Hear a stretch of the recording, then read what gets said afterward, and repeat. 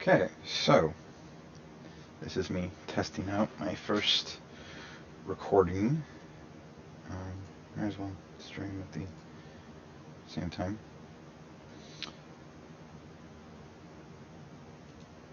Title.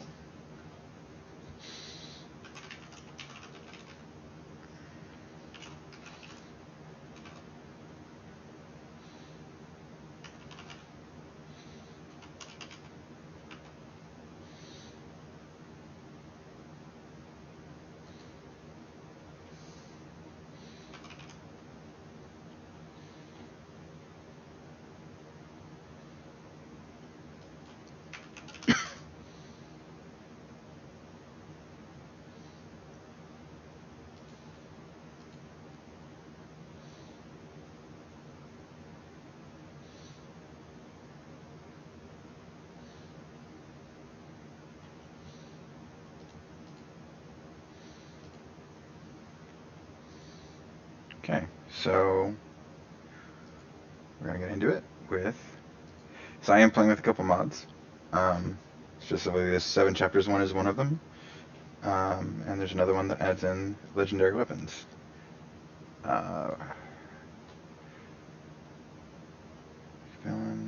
Nope. So here's the legendary weapons that I'm going to add. And here we go. Okay.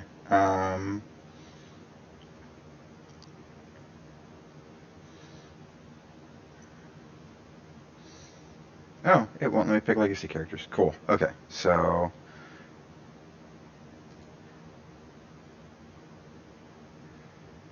that's a fun one. Let's take a look at. Actually, let's go back. I'll probably explain things. So, the game works in chapters.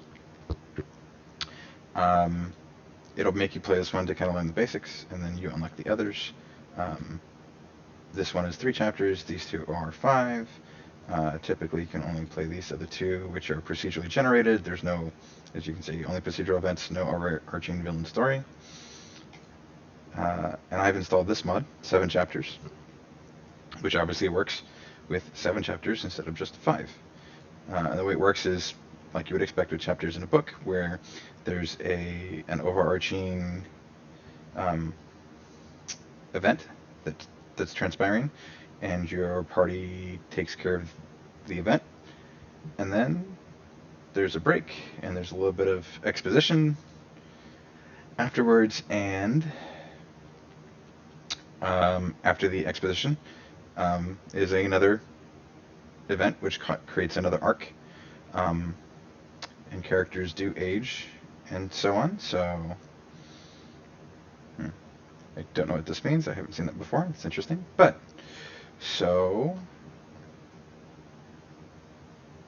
this gives you 3 characters. Typically it goes fighter, hunter, mystic, which are all pretty straightforward.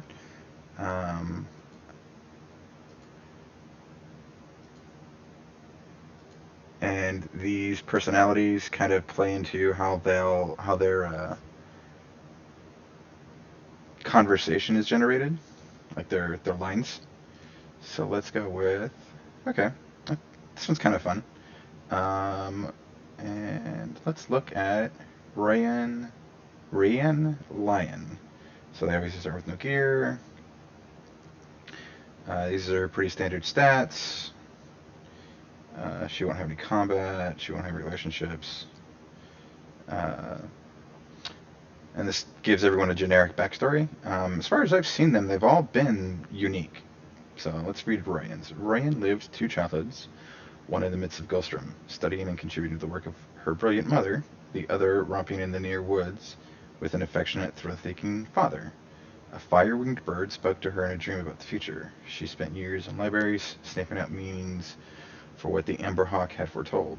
Sometimes it seemed she'd keep wandering until the sunlight turned to glass and stained itself in the world's passions. Now, I haven't seen anyone specifically come up as far as what the past is, other than in conversation. There's no like game mechanics built into this yet. But these are always a little bit of fun to read and get to know the characters. We can customize them, which I'm going to take a look at our colors. Oh, those are gross. Let's not go with those as primary colors. Let's go with this blue. Let's make it very much stand out. Okay. And I do not like this green. Let's go with something a little more turquoise. Yeah. Yeah. Okay. Oop. I'm going to minimize that. Okay. And you can even customize their sizes, which I don't care about. You can customize their head shape, the little face styles, their hairstyles, which actually I think I'm gonna go with something a little more. Yep. You can get facial hair, and then obviously you can switch all this stuff up. I'm going to go with this one just because it always makes things more interesting.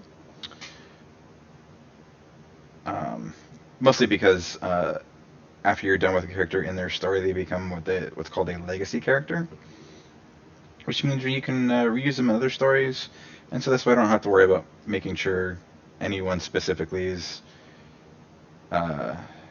oriented in a specific way. I can literally just and then the randomization will work its magic.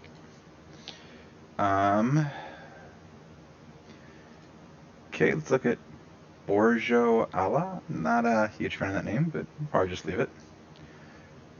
So, raised by a single mother who sang and danced in disreputable taverns, Borjo and his three sisters admired her endlessly and hoped to be able to provide for her someday. He once spent a summer in a large house, footman to a noble woman and her strange daughter. By autumn, he was running for his life. At least mother and daughter were speaking again. He tramped and trolled through an uninspiring world, craving the warmth and excitement that others enjoyed. Which kind of makes me wonder if these are just pieced together because there's not a whole lot of through thread here. Anyways, I'm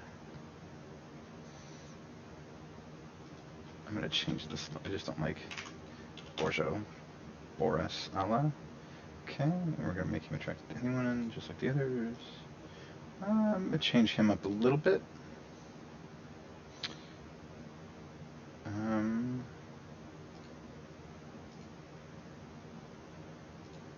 Goatee. Cool. Alright, and let's check out his colors. What? Oh.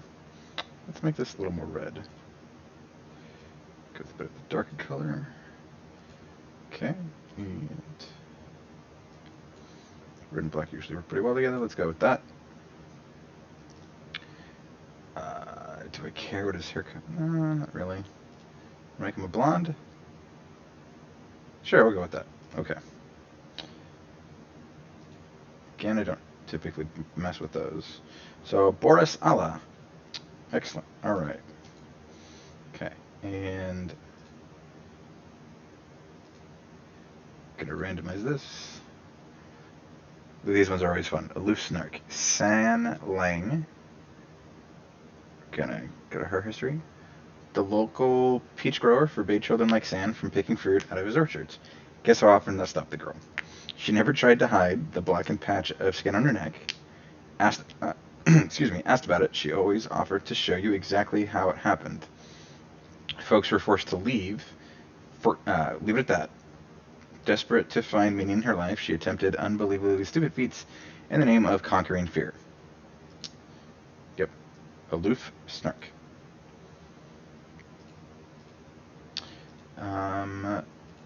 Let's change up her hairstyle. I'm always partial to the braided ponytail down the side. That's fine. What is it with the purple as the primary? I don't... Let's go with this. Yep, leave it a little dark. She's a loner, right?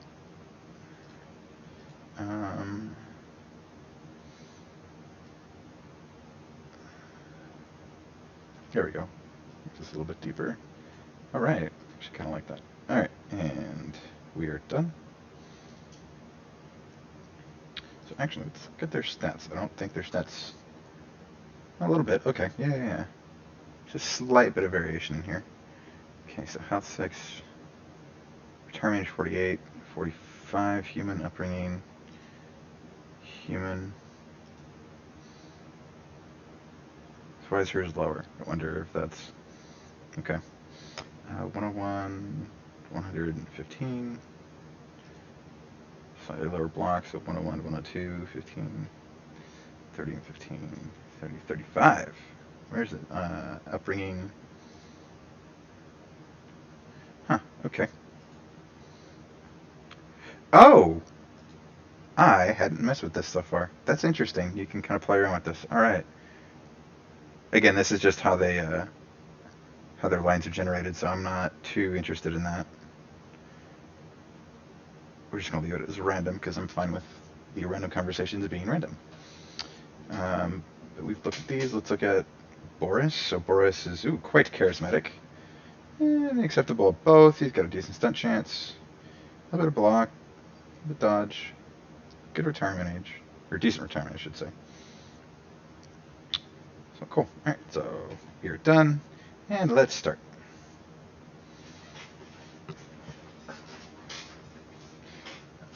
Okay, so I really enjoy this art style and the music. It's all beautifully done. These guys are doing an excellent job. I'm quite excited for what they're going to do with this.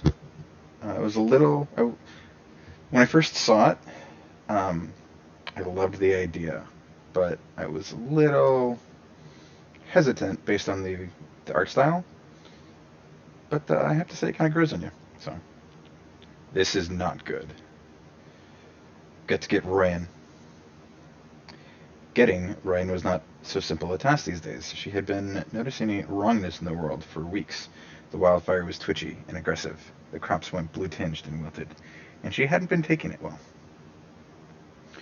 Growing ever more inscrutable, Ryan had begun to only speak in prophecies of some glooming symbology. Still. Knock, knock.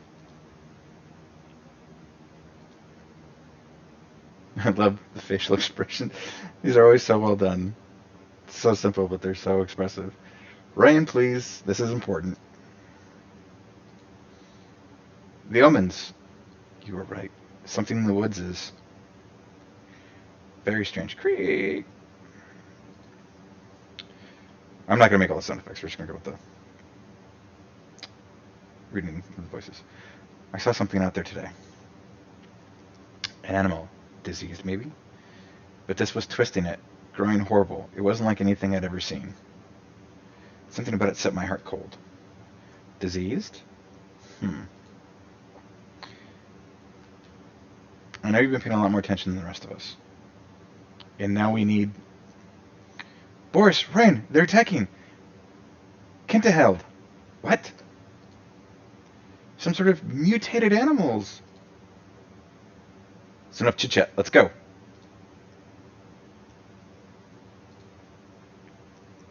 I knew it, and I didn't. And then you'll occasionally get some choices down here, which will affect things. So rival is usually pretty interesting. It gives you a bonus to what's called stunt, which is basically how they handle crits. But the reason that's important is because you can increase the chance for it, and it has additional effects based on skills and stuff like that. I've never picked friendship. I don't imagine it changes a whole lot. And then you can actually choose to make them romantic partners, or this can happen randomly as the game decides. But since this is probably... I actually don't know what they are. And this always makes things interesting, so I'm going to go with the romance.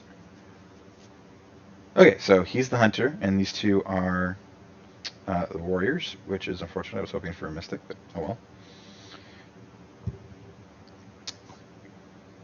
Whatever you two have going on, I envy it sometimes. Never mind that. See the smoke up there?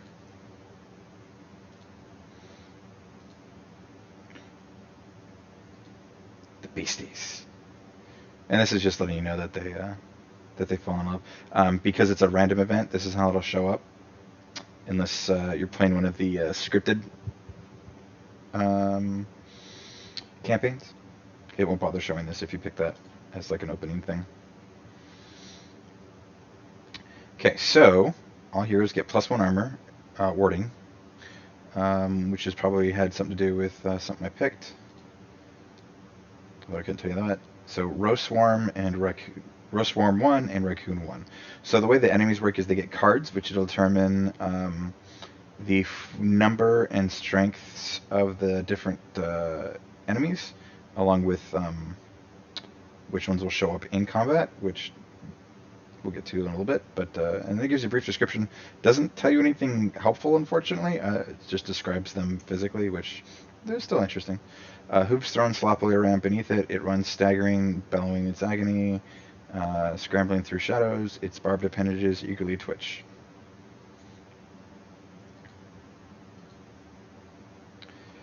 So we'll cover a few things here. So this works a lot like XCOM 2. If you've played that, you've got 2 actions per character per turn. Green tiles are how far you can move with 1 action. Yellow tiles are how you can move with the second. And then there are obstacles where if you move into those, they'll do additional damage.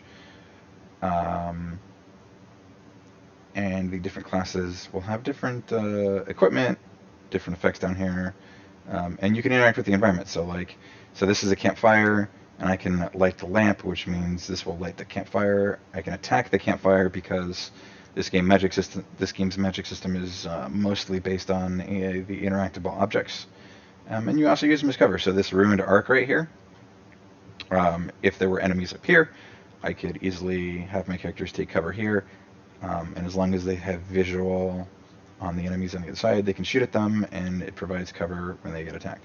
Now the other thing is everything has what's called right there.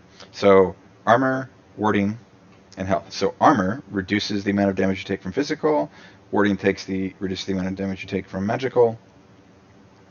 And then obviously health itself. And there are ways to increase this. There are also ways to destroy a target's armor and warding. Armor shredding is a lot more common than ward shredding.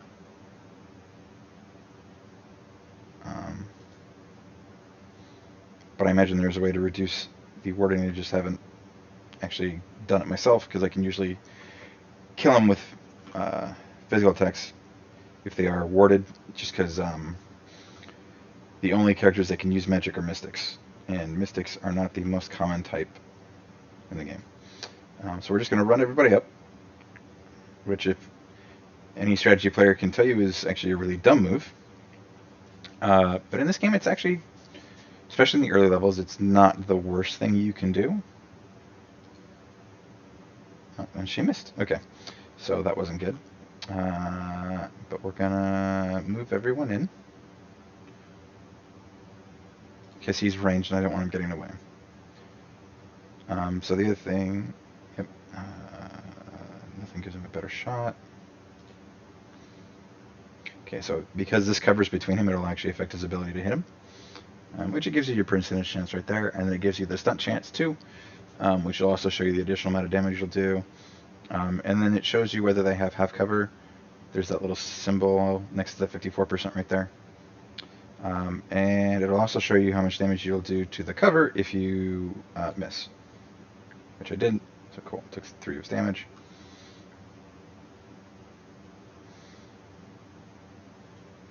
Yeah, see, so how he missed and then he did damage to the green bucket. Okay, so let's have Ryan move up. Hopefully finish him off. 7% chance. There it is. Okay. So he's dead. Cool. We're going to have San move into the doorway. Can he shoot him from... Yep. Okay, so we're going to have Sam move into the doorway. Boris is going to take his shot. Nice hit. Yeah, we're just going to wait. Since she can't do anything anyways. So he's going to dodge, or she... Ooh, he missed. All right. Very lucky. So she's got an 85%. We're going to take that. Oh, and then there's this little blue shield effect right here. That's called walling, I want to say was what it's called. But basically, it gives them additional block and dodge % chances, and the more you have that chained, the higher the chance. So, as they level, or as they pick their classes, I should say, and then as they level, they get random abilities down here. So once Thundering Challenge, once per combat as a swift action, which is basically a free action if you've played Dungeons & Dragons 5th edition. Sand frightens the enemy, forcing them to spend their next turn running away, which is okay. But because you only get to use it once per combat, it's not great. Untouchable passive. When Sand gets a kill, the next attack against her within 1 turn will miss, which is good. But I tend to find this one the most helpful. Battle Dance, passive. Melee attacks only cost Sand 1 action, which means that if she doesn't move, she can attack twice in a turn. Which, as we come across bigger enemies, is actually going to be more helpful. Okay, so Boris is the rogue. Oh, I didn't read the description. Hunters like Boris thrive in the wild, surviving through stealth and peerless archery. They master their surroundings and bring down large quarry. So 3-shot is pretty good. I've never picked it on anybody because they've always had better options. A Boris fires a cleverly placed arrow that will pass through the first target and hit the next target in a line within attack range. And then I'm going to pick Rogue, so we'll come back to that one. And then Jump Jaw, also I haven't picked because there are better options. Jump Jaw, active twice per combat as a swift action, again a free action. Boris throws a Jump Jaw trap that will deal 2 damage and pin the first enemy who walks near. And pin is, oh, yeah, you can hover over it for specifics, but it's basically they can't move. Oh, I didn't know I lowered their defenses. That's cool. But Rogue, this is one of my favorites. So passive, every time Boris kills an enemy, he enters Gray Plane for free. Gray Plane is basically like stealthing, except you're actually invisible, and it gives you all kinds of benefits for your attacks. Oh, and then Ryan's Mystic. Okay, cool. So as a Mystic, Ryan has acquired the knack for interfusing her spirit, and interfusing is their magic, with earthly things, drawing on these bonds to enact formidable magics. So Mystic abilities are a little bit harder to pick because they all do some pretty cool stuff. So Soul Splitting. When Ryan takes damage for each interfused object, 1 point is prevented, and the object takes 2 damage instead, which is good with this. So Open Mind. Ryan can interfuse with 1 additional targets, which will go up as their potency goes up, which you can affect with equipment, but also as they level, which is okay, but it doesn't give you any more attacks in the same turn. It just lets you be able to interfuse with more than 1 object at a time. Or I'm sorry, 1 additional object at a time, because I think you can start with 2. And then Compulsion. Rain briefly interfuses with an enemy and forces it to move where she pleases. I've never seen this come up, and that's interesting, but I'm going to go with Soul Splitting first, because going to have the biggest effect. And then as you finish combat, you'll come across gear. This is pretty straightforward. We're going to give it to Boris, because hunters tend to be the hardest hitting class. Everything changed after that day. The heroes of Kentaheld went on to win great renown. They tell our tales to put courage in quelling hearts. The measure of a singer these days is how many rhymes she can fit to our name. Forever now will be called. And then it'll give you some options, which I don't know how it comes up with these. It's got to be completely random. And I've never liked any. Well, actually, no, there were 2 that I liked. But we're going to go with the Eagle Watchers, just because I don't want to think of something right now. And here follows the tale of the Eagle Watchers. Be remembered. Okay, so after each fight, you'll have what are called Calamities. And so Calamities give them additional cards. So in this case, the card is another enemy type. Yeah, your enemies improve their strategies after every fight, and you can view all of them. So we're just gonna go take a look at these. So there are different factions. Card view, master view. Yeah.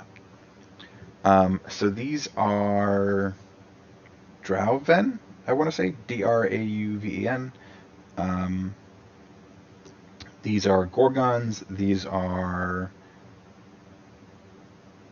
Morg something I forget, and these are Thixning, something like that. Very weird name. Um, and usually, what the way this will work is one of these groups will be the primary set of enemies that you'll be fighting for that arc, if not the campaign. So they'll get more cards than the others. Sometimes a fifth group will pop up. This is the Underlings or something like that. They live underground. They're people. It's weird. They don't give you a lot of history on any of this. Well, the Gorgons they explain their origins, and the Morthagi, I forget how you pronounce it. They explain their origins. There's nothing on the Thixney or the Draven yet that I've seen. But anyways, so here's all the monsters, and then the cards will show you the additional benefits to each of them. So now the Gorgons have the Rager Stampede. Okay, we're hit done.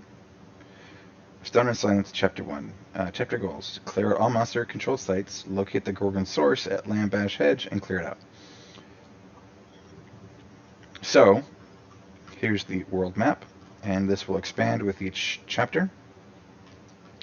So one of the things you have to do is explore, and you can send people out on individual missions. So we're gonna scout over here with just Boris, and then we're gonna scout over here with Rion and Sen. We're gonna let the lovers go together, but mostly it's because he's the hunter, and hunters are better at exploring. Oh, Kettleheld has a new recruit available. I have 6 legacy points. Excellent. So what we're going to do is we're actually going to go back. We're going to take advantage of the recruit hero. So we're going to send them back instead of scouting. So they picked up a buddy. And what we're going to do is pick from legacy. So this is kind of what surprised me earlier, where I wasn't able to pick from them. As you can see, I played a little bit already, getting the hang of the game and coming up with characters. So Valis was my first mystic, and she was also my first affected character. So as you can see, here, see how she's on fire. So there are random events that will imbue them with powers and stuff, and then you can choose to allow the power to progress, which will affect them. So I let this go all the way with her. So there's all that. The main reason I did this was because I didn't understand the system all that well, and I gave her this right off the bat, which you can't normally do AoEs. Anyways, yeah, so she's been a lot of fun to play with. Let's look at her history. Stormy and temperamental as a girl, Valis grew up with a stolid single father who never let her whims carry too far. She remained thankful for the rest of her days. Growing to abhor violence as she got older, she studied the words of philosophers who'd sought to rid it from the world. To her, there was no words so beautiful as horizon. So this is her adventures that she's already embarked on. Valis' inner passion drew her to a mysterious fire spirit, which now burns within her body and soul. This was the thing that gave her all that. And then she's a local legend because she finished the first campaign. She was my mystic for the first campaign, the Gorgon one. And she's actually served in 3 of my campaigns. This one I'm probably not going to finish. But anyways, so we're gonna go back. Valis is usually my go-to. She's a pretty solid character. But let's see who else I have. Oh, let's take a look at Ketchon's an interesting one. So Ketchon I kind of screwed up with. He was just supposed to go scouting on his own, he got ambushed, which we'll probably get to later. But he got killed, basically. He lost the fight. When you lose the fight, you end up with a few options. You can let them die with two different effects. You can either they can either do a bunch of damage to a creature, or they can give their everyone in the party 3 armor when they die. I didn't want him to die because I had 2 groups and he was kind of a key component of the second group, so I had him lose an arm. So we're gonna go back. He also doesn't have a whole lot going on for him. I've only had him in the one campaign. And then here's some interesting characters. So, oh, they don't start with their advanced stage. Okay, I didn't know that. So these characters have been in several campaigns. But yeah, so when you pick a legacy character, you get to pick a number of abilities based on their local legend amount.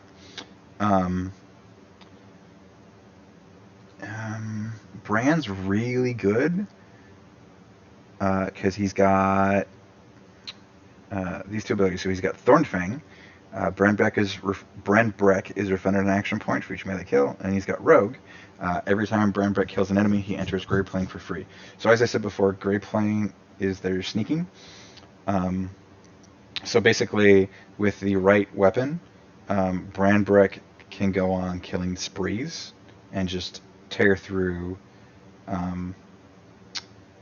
entire combats, which is really cool. But I kind of wanted to focus on other things. Also, Valus is pretty powerful as far as fighting multiple enemies, and I'm a little partial to her because she was one of my first characters. So, although Glimivine,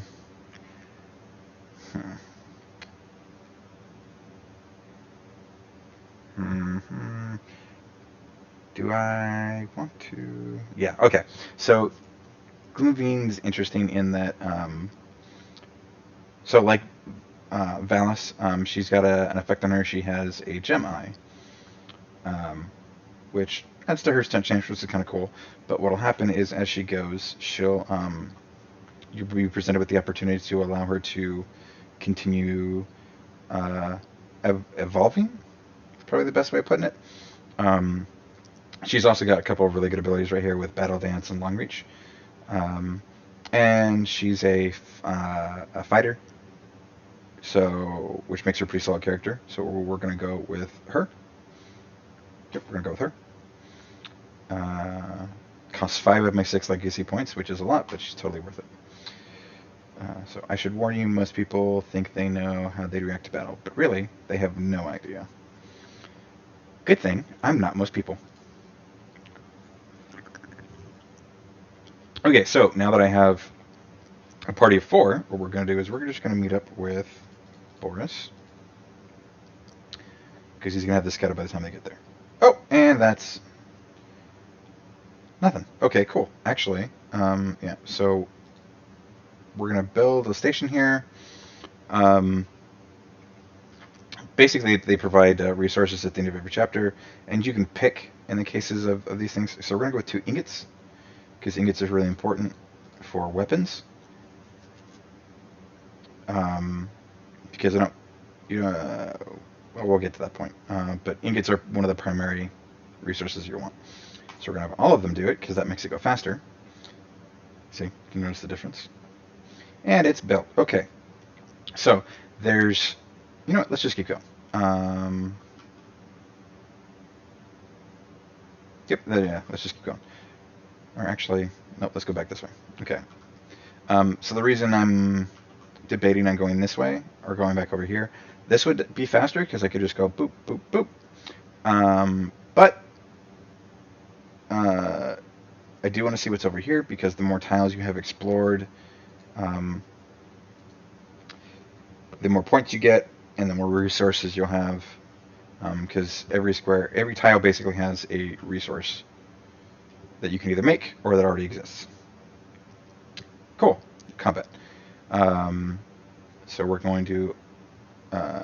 So their strength is 3, and we're going to attack the tile. The tile. Yep.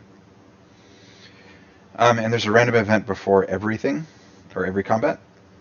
Sometimes it's not anything important. Sometimes it's good stuff. There's been times in my life I would have given a finger to have a good fire. Yeah, I hear you. Don't want to get caught out in the cold on a night like this. Shh, stop mumbling for a second. You hear that? Hushed voices and careful footfalls approach down the overgrown path. To Boris's ears, even these muffled noises are perfectly loud. Come forward, strangers. If you're friendly, come forward slowly. Silence, perhaps a minute of it, is all the answer that emerges from the thick wall of brush. Then... Kneeler, you dolt! They're not fooled by this. We're prolonging the inevitable. Yes, mistress. Should I offer myself? Introduce us! We can hear you. Ho? Ho there! You look like experienced, whatever you are. Bandits? Rogues? Not hunting from captives, I hope? What good are more mouths to feed? And this is the random dialogue that I'm talking about based on their personality. So, as you'll come to see, Glimivine is pretty grudgy. Well... Oh, move it, you fool. How are you so miserable at this? Sorry, mistress. Here, take my arm. A pair of travelers clambles free from the bracken, their clothing fine but a tad filthy. Hello, strangers. I'm Niller, servant and apprentice to this prestigious and lovely woman who... Well, perhaps we shouldn't use your real name? That's Rumetta Wastlone. Oops. She knows of you. And why wouldn't she? Rumetta the Dream Chanter. Ugh. Poet and peerless singer. Impossible to turn away an ear when she's plucking strings, spinning yarns, deploying her famous vowels. Well, you don't seem like a threat. Come sit by the fire. We're not any kind of bad business. By the fire sounds grand. Glimivine? Mistress. The small camp settles a little awkwardly. Introductions go around. Shortly thereafter, Rain can't help herself. She bends Rumetta's ear. Our reality is indivisible from our mythology. That's a quote from Milladine, as I'm sure you know. You really cemented the truth of it for me, though. See, you sang Queen of the Seas in Rocky Stop. I wept. You recited Tree of Looms in full, pageless, without rest. People still talk about it. Yes, I remember those days. I try not to miss them. Oh, mistress, you don't need to say it. I do, though. Just that nothing lasts forever. Bad fever took my lofty registers from me, my volume. Performance is such a physical thing. Most forget that. I'm weak nowadays. I lean on him, my student, Nillor, there, mistress. I would love to show that gift to you again, but it's gone now. Only the memory remains. Why not try a small song? Even if it's quiet, even if it's just a shadow of you. We'd like it. And then so sometimes the random events will have chants on the effects, so we're just going to go ahead and go with this one. I could try. It's been a few years now. This one you can also see with the Apprentice Learns, which I've never done. So we're going to go with this one. Rumetta Wastlone, the Dream Chanter, pulls her instrument from its case. A hum collects in her throat, then ebbs, then rises again, spilling between pitches, and stops. Don't string yourself, mistress. And it's a good night, I think. I may have a few verses in me. She moves her fingers over the strings of the mantle lute, great rings of sound chords and twining threads. So I'm not going to sing, because I cannot sing. The melody hangs and wobbles and winds around the ear. It curls in the heart like an old dog returning. My father wrote this for me. It was my first song. Next, she begins to sing. And she sings a very pretty song. That her voice is Cher's gauze. It yields to the slight sigh of a breeze, but it persists. Trembling strong, it's beautiful. And the song doesn't change. Suddenly, an unpleasant scrick closes her mouth. She swallows, appears to be fighting a cough. Unshed tears are star bright in the firelight. Are you... Mistress, but she shakes her head. Her fingers repair the halted tune. And she finishes the song, which is actually pretty... Oh, considering it's just a song in a game, it's slightly moving. I don't want to spoil it for anybody. You should definitely check it out for yourself when you get to this event. That was my father's lullaby. Your voice is remarkable. My life, I know, has been blessed. The night before the fight at Farm Found Boilers passes quietly.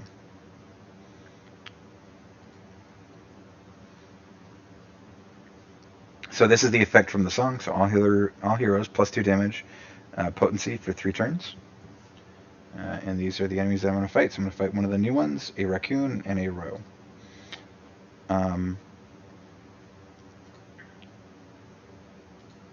Perfect.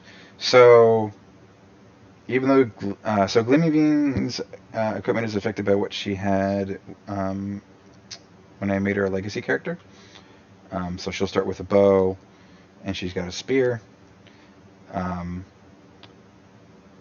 going to swap. She's going to come over here, and she's going to open the door. No enemies, cool. So we're going to continue on inside. Okay, so here is the gray plane that was mentioned earlier. Stealth. We're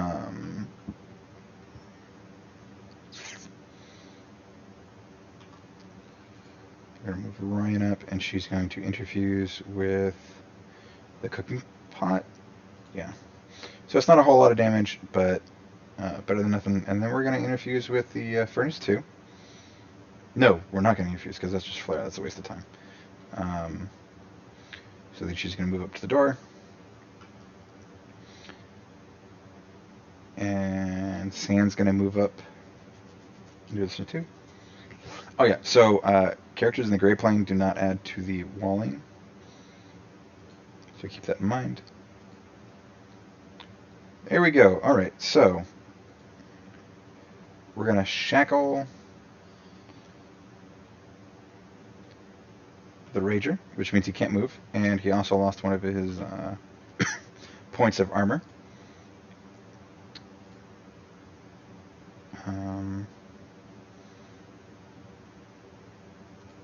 Can she? Yep, she can shoot him. So we're going to Glimmy move up and fire. Missed. Great.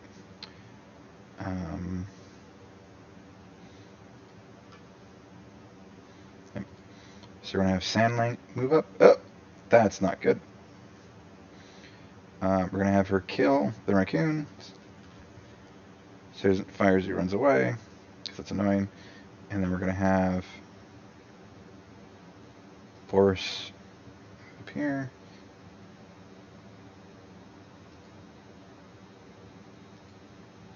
Oh, that's unfortunate. I positioned him very badly. Okay, so since he can't attack, since it didn't move... Oh, I forgot bows have a minimum range. That was dumb of me. Anyways, so Boris is going to move over here, out of the way. This is going to be rough. Oh, okay, so she blocked the first attack. She didn't the second one, though. Or she blocked some of the damage, but he still got hit. So Glimmy Bean... He's going to move up. Gonna have her take out the row, or attempt to. Alright! Perfect. Okay, and then we're gonna interfuse with... Yeah, let's just go with the vet. And Scalding Rain on the Rager, who lost his last point of armor. And then Sand's gonna finish him off. Perfect.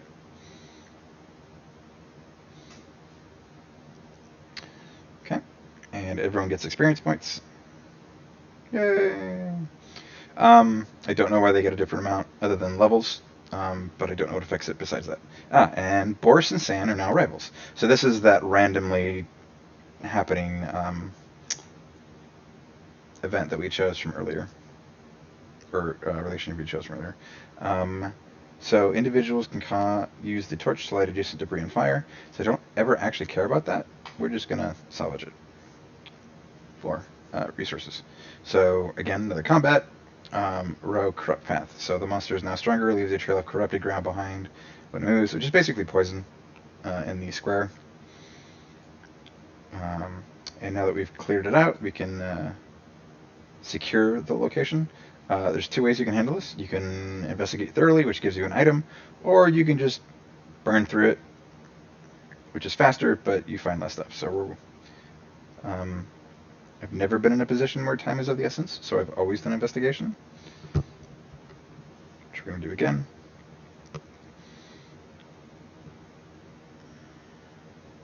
Oh, what I didn't cover. So Sand got hurt in that one.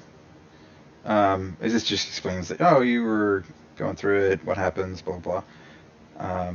So we got 2 spell threads, which is cool. So we got knee pads, which provide health, which we're going to give to... we're giving to Sand, because she's got less than Glimmerbean, and Glimmerbean's got better armor anyways.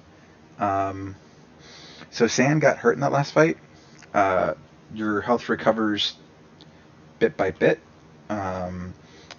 If you're doing nothing, it recovers quicker. If you're moving, it recovers at half. And if you're performing an activity, it recovers at quarter speed. So while they were doing that, hers would have recovered at half speed. So now we're going to go finish scouting. So the reason I went back over here was because here's the end goal, which you can always see. And it's sometimes locked behind just, opening that tile, but sometimes there's something else you got to take care of first. And I prefer to do these things in an order that makes sense. So we have 4 legacy points now. Morthagi, that was it. Okay, so Morthagi, Gorgon, Drauv, and then there's also the Thrixing or something like that. So this campaign, or this arc, is going to be focused on the Gorgon. So we're going to cancel this big eye because he's a pain in the ass. And they're going to get those cards. So these other factions will show up in events. It's not that we only fight Gorgons, it's that we primarily fight Gorgons. Cool. Okay, so. See, here we go. Perfect. So, Draven in this tile. So we're going to take him out. Almost to Wrathland Veins, aren't we? Hold on, I think the wind will tell me. Oops, I'm not the wind girl, am I? Yep. But there is a big mill. Big hill. Oh. Huff, huff. That was steeper than it needed to be. Quite a view, though, I'll say that. And there's a... Hey, Boris.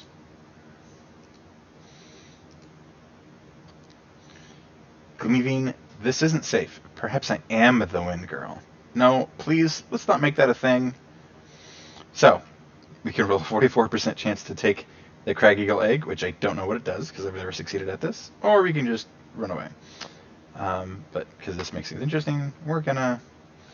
Glimmerbean, it's fine, I'll just be 2 seconds. Now, how should I guess this old flour sack?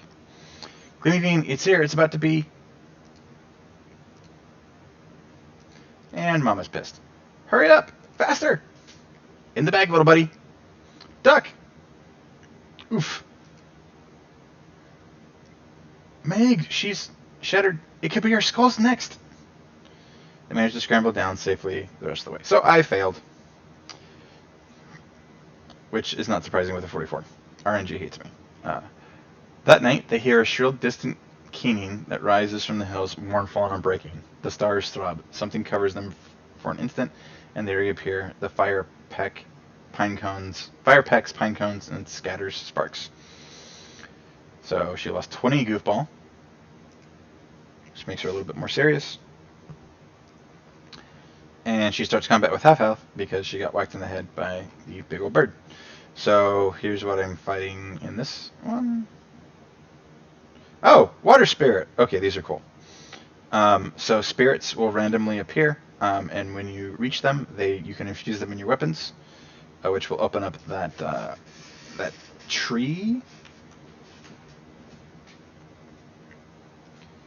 Kind of hard to explain it, but anyways. So we are going to risk this and have San run up to get the water spirit, since I don't have a water sword. Thanks for the exercise. I was kind of feeling kind of doughy. And yay, look, tier 1 water sword. Okay, and then each element has a different effect. So we are going to use it to replace her old sword, but we'll read it here. So it's the same oh no, it's better damage. I'm sorry. It's better damage, and swords, this is just like standard sword edition. Better accuracy, better block. But they do less damage than the other tier 1 weapons. But here's the elemental one. So stunt effect refunds an action point. So when they crit, they get an action point back. So we're going to take that.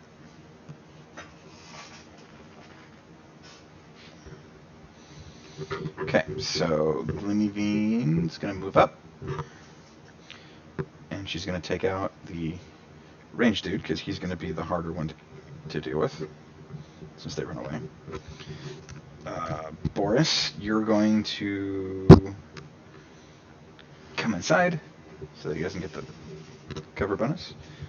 Yeah. Miss! Excellent. Just what I wanted. Okay. Oh, that'll pin him. Perfect. Oh, crap. Okay, so she's concussed, which is not good. Yep, nope. Okay, so we're going to interfuse with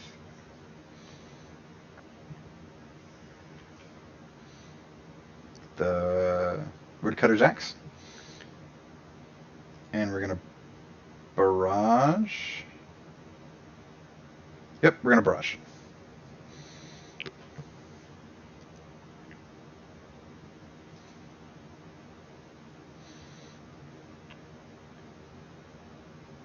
Oh, and what does stun do? Is it going to show me? No, it's not. Okay. So we're going to move out of the way. There we are. And he's dead. Okay. So you're going to come over here. I'm going to actually have you Silk Step. And San is going to come over here. And just Guardian. So there's 2 more. She's going to open the door. Okay, cool. So they're probably not on this side.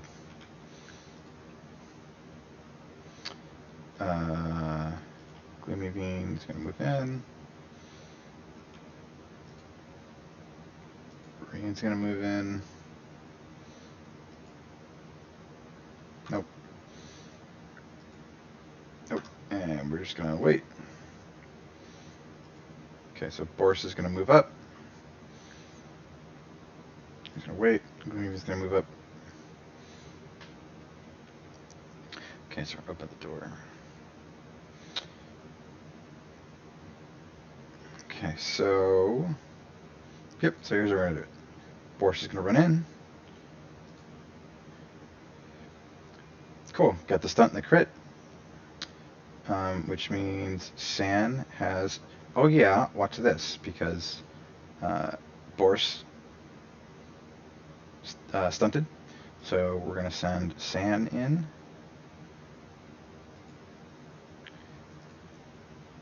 And we can't hit him with that. Okay, cool. So we're going to interfuse with something else. Yep. Interfuse with the buckets. We're going to Splinter Blast. Okay, so we showed it his melee armor, which was the main point of that. So Glimiveen is going to come in, and she's going to try and finish. Yay! Okay, excellent. So he's going to come over here, he's going to fire. Wow, okay. Come over here and get a clear shot with Boris. And finish. Alright. And another one down. Okay, and you can tell what level everyone is by the stars over their head. That's what that means. I first thought that was performance, but it's not. So I got a tier 1 mace, which we're just going to salvage because it's not preferable for anybody. So every weapon has its own special effect, I guess. Bonuses, whatever you want to call them. No, so Calamities. Your enemies improve their shenanigans after a fight. And it's enemy specific, so now the Drow have a new creature they can bring to the fights. Okay. Oh no, so since we cleared this, we're going to build it. Here, we're going to find an item. And here we go.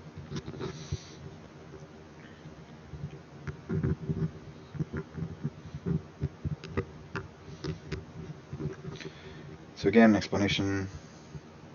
So we got one fabric, one spell thread. Potency. All right, so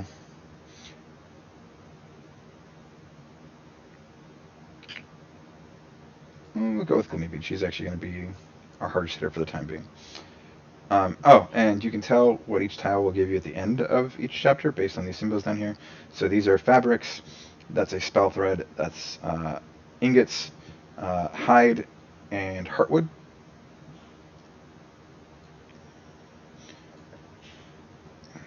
So we want more hides. We want more heartwood. A lot more heartwood. But anyways, moving on.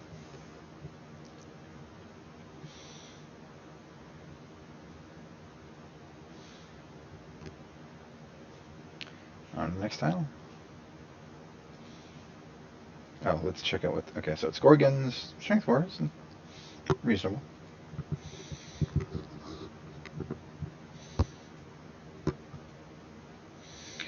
Force is making noises at him. Hard not to be an edge in this fog, isn't it? I'm wondering how I'd be remembered. You know, if I died today. How about you?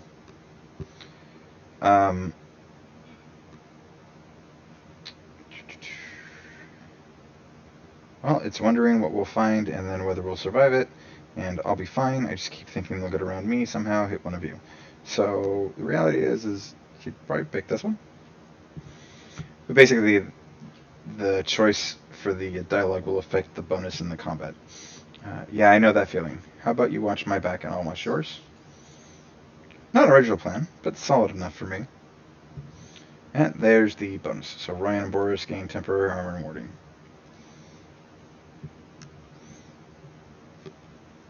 So we got 4 enemies, 2 raccoons, yay! Rager in a row. Okay. So this shouldn't be too crazy. Open the door.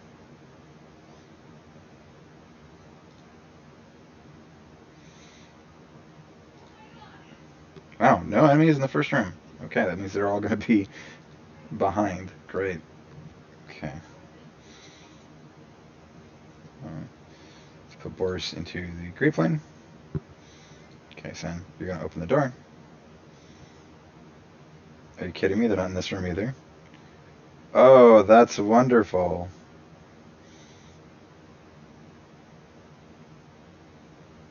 Okay, so... oh, man. Okay, so I've got my 2 fighters blocking the door.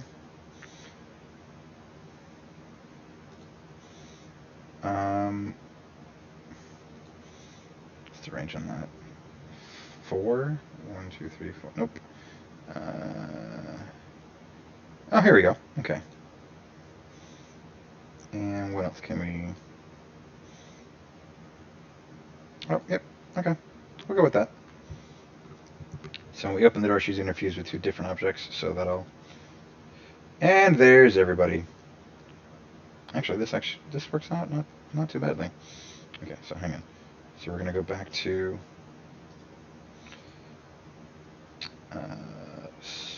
discus? Nope, can't reach. Oh no!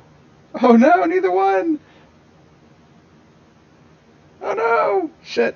Okay, so we're going to withdraw from this one, because the discus might still be useful. So we're going to infuse with Eastone Heron. Cool, still lets us... okay, and since now we're interfused with 2 objects that do the same thing, now we have to pick which one we're going to use. Yep, let's go with the range ones. So that'll hit, and then it has a chance to bounce off and hit another one, which it did, but didn't do all that much damage. So we're going to try and kill this one.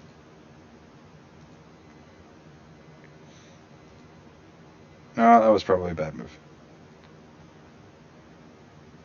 Can he shoot?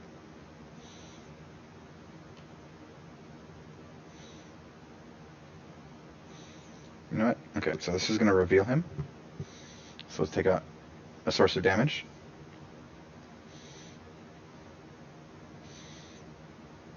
Okay, that raccoon's going to fire.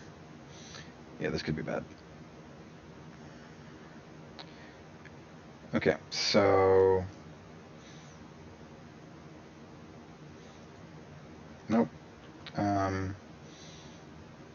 This is dangerous, but I need to take the risk. Okay, so she's going to infuse with the distillery, and now she's going to steal the fire and try and hit both of them, which, yay! Okay. Oh, wow. That paid off big time. Okay, so San is going to strike, and he's going to block. Crap. Oh, but she gets to go again? Cool. I forgot about that. So she just stunted. Excellent. Oh, and there's the Water Swords effects, and now she gets another, and she's going to miss again. Okay. So we're going to swap, and we're going to try and stab him with the spear. Woof! Okay, so as you can tell, RNG does not like me. I'm surprised that worked. It's usually where I get boned hard. Okay, so speed affects their movement, which is important for Boris, but he's already got decent. So we're going to give it to Glimivine because her heavier armor slows her down. I usually have a lot more to criticize, but I think we did pretty well today. I earnestly think so. You know how I get it? Triumph to me. It's too fleeting. I can't enjoy it. Not even sure if it's logic or superstition. It just seems like odds dictate I won't always be this clean. We're going to lose someone, and then it'll happen more and more. Oh, and now the card. So now the Rager has an extra armor and warding, which is so not good. Okay. So we're going to secure Foxland. And there it is again. So San is at 4 out of 8 health, and then while we're doing whatever we're doing, she's gaining half. Okay, so beneath the surface is an opportunity. Opportunities are little side quests. So sometimes San would dig. A hobby is what it is. For a naturally skeptical heart, an expression of willing curiosity. Ryan, I found something. So have I. Really? What did you find? My digging darling. Hey, root up any glumflower? The Kental held healers sending folks out for it. Oh, no. No glumflower. Well then, want to see what I dig up? I guess it's got you pretty excited, huh? It looks like a... What is this? A tablet? It's a stone tablet. It's got pictures on it. Careful. That's old writing. Hey, is that Royan showing interest in my diggings? Looks like a map, right? We know some of these landmarks. So here's where you choose to do it or to not do it. So we're going to go ahead and do it. Kind of have to find this place if we can. And you can only send 3 people on these. So what we're going to do is we're going to send San, Ryan, and... Actually, we're not going to send Boris. We're going to send Glimivine.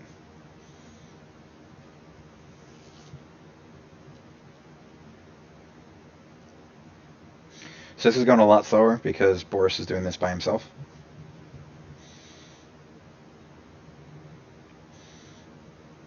As a matter of fact... Oh, so while we're here... Oh, we'll have to do it later. I don't smell anything. Whatever dug this place must be dead. What do you think is down here, Roy? Perhaps nothing null. In fact, that is very likely. And yet it doesn't feel likely. You do kind of wonder, though, how many places like this echo beneath their feet? How many do we walk over in a day? Oh, dead end? They've come to a round chamber deep beneath the earth. Their torchlight reveals uneven ground, the old mark of tools in the hard dirt. You bring a shovel? Something must be down here. Something is! Interesting. What do you think this was buried, or why do you think this was buried here? Seems inactive. I probably read that in the wrong order. Well, this little girl was probably meant as a security measure, so let's dig up what she was guarding, or let's dismantle the thing first, be methodical about it. So, we're going to keep digging.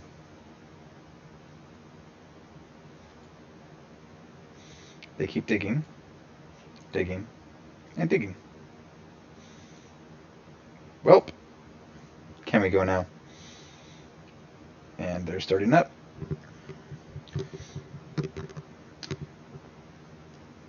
Okay, so this is the melee one, this one's ranged, and this one's a big ranged one. So, okay. So we definitely want to take out the ranged ones first. So Glimivine's going to move up.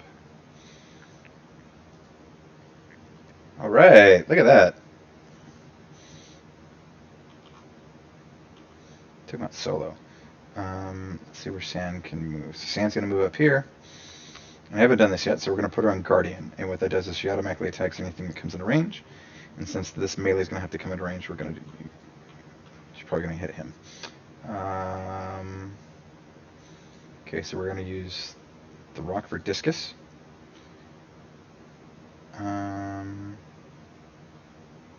Yep, we're going to go with this. So we're going to try and hit the Spectic. Oh, and it hit both. Excellent. Okay. So we reduced his armor, which is going to be the key component later. Oh! He came in for a melee. Oh, shit. Okay. Did not expect him to do that. So we're going to back Rain out. She's going to infuse with the rock again. And she's going to discus. Yep. She has to do it on him because he's blocking the way. And what do you know? Wow. RNG is proving me to be a liar today. Okay, so we're going to move Gleamy Bean in. She's going to take out the Watchman because he's going to be able to attack from range. No, she's not. Great.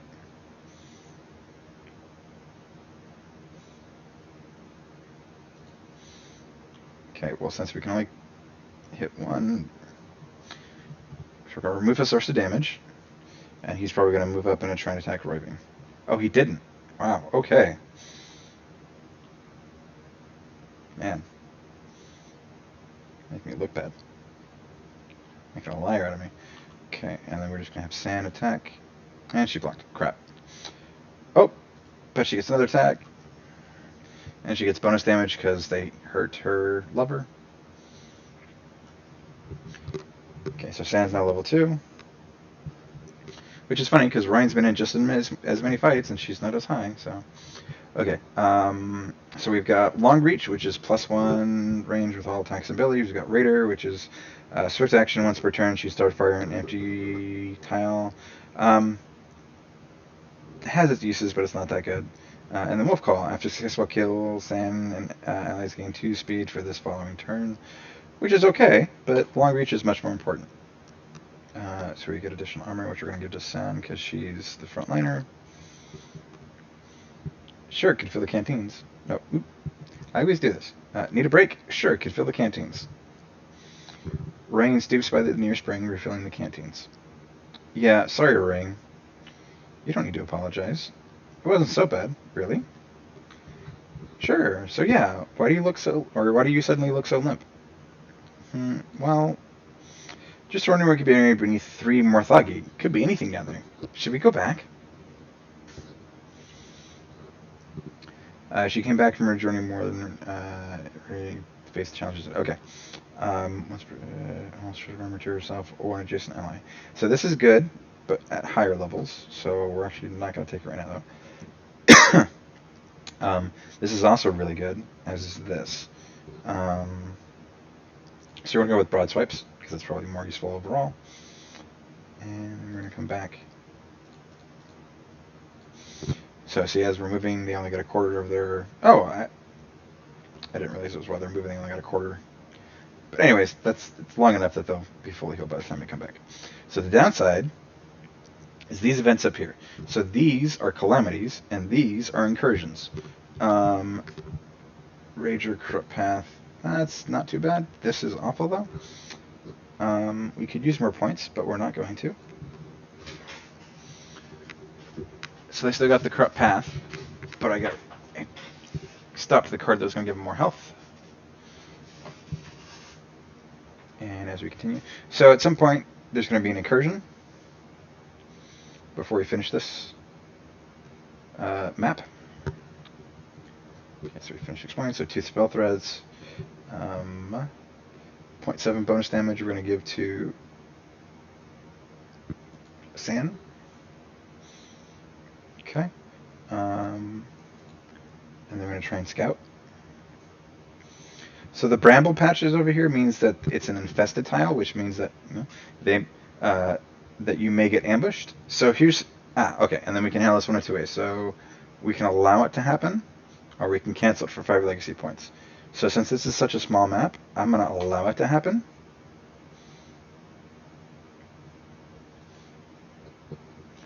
Oh, it's on the it's on the tile we were on. How interesting. Okay, so you have options as to what you can do. So you can charge, which gives you bonuses. You can try and pelt them from afar, which reduces their HP, and you can try and sing a song, which gives you bonuses, or you can just not bother, because there are negatives if you fail these. So we're going to try and...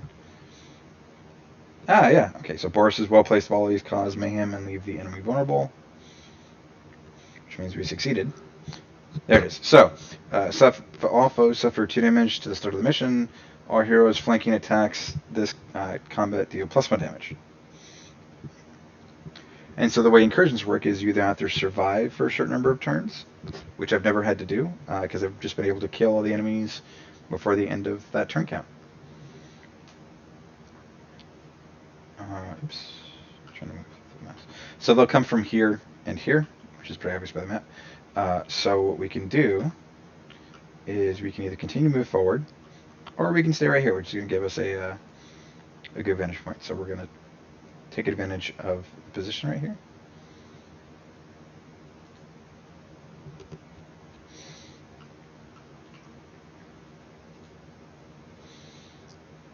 So I'm going to place San and Glimmy right here. And then Boris is going to stealth into this square. Boom. So now I've got my front line.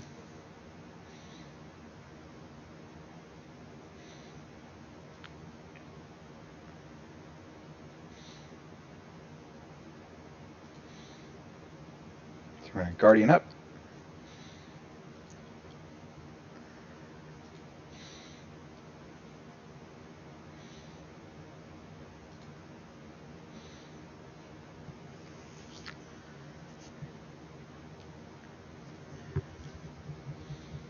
And we're just going to move her up to get the bonuses, and then we're going to wait.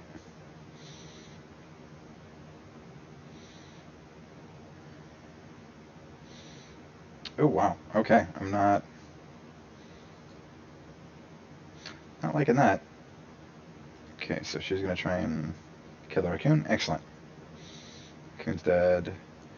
Boris is going to try and kill the row. Not quite enough, but it's going to have to close into melee anyways, so we're going to wait. And you're going to go into Guardian. So the row's going to try and come in and melee us. And when it does, and there's your +1 range.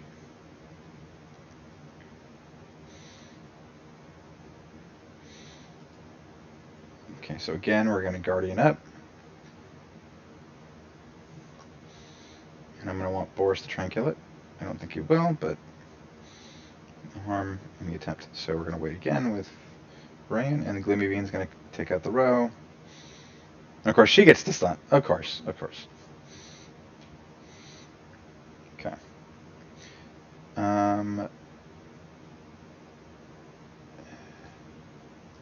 Yep, we're just going to...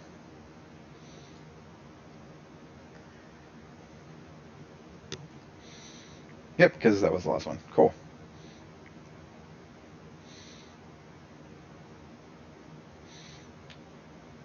Okay.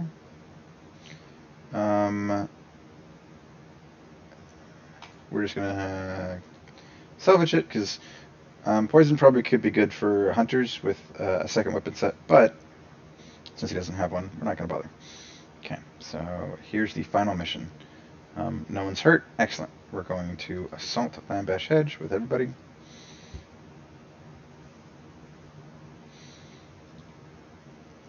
Our stars climb high tonight. Oh, are those ones ours? Always climbing around our little stars. It's a good omen. Do you believe in omens, Boris? You start to. Spend enough time alone. You start having conversations with existence. Omens, signs, fortune. Why can't they just be stars? Why do they have to mean anything? And of course, as a shooting star, she says that.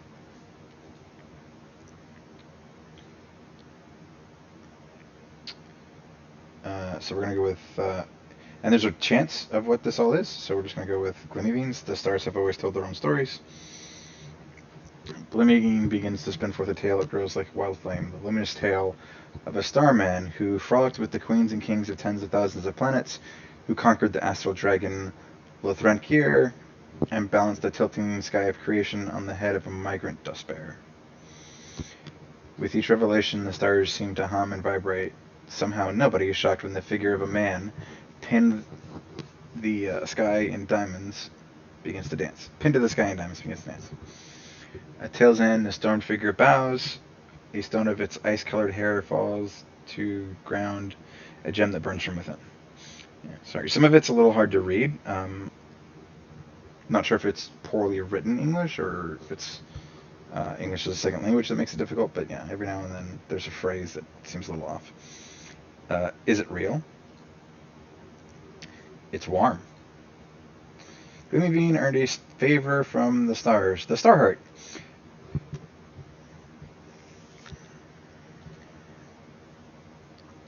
Okay, so first things first, we're going to have Sand come up. And I want her to kill the raccoon first. And because her ability to attack things within her range means that she got a chance to hit him but missed. So we're going to have Gloomy Bean try and kill the Rager, which would have been enough if he didn't have all that armor. Boris is going to come around. Since that's not going to work anyways.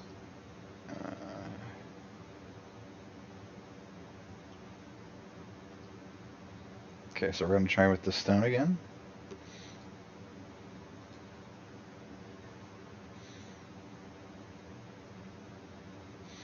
But this will remove an armor, so we're going to go ahead and do that. Oh, and he's stunted. Okay, cool. So additional damage. Jeez.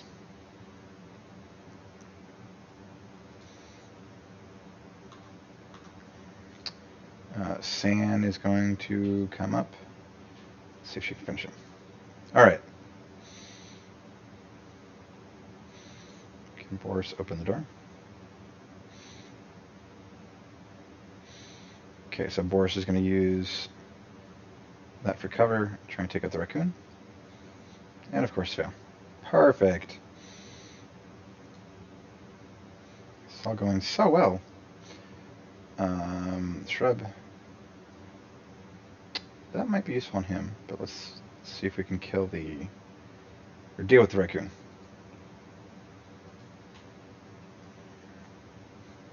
Okay, so he's pinned for one turn. Yep, okay. So we're going to move, even though she's on corrupted ground, this is probably going to be crucial. Yep, alright, so he's dead. Perfect.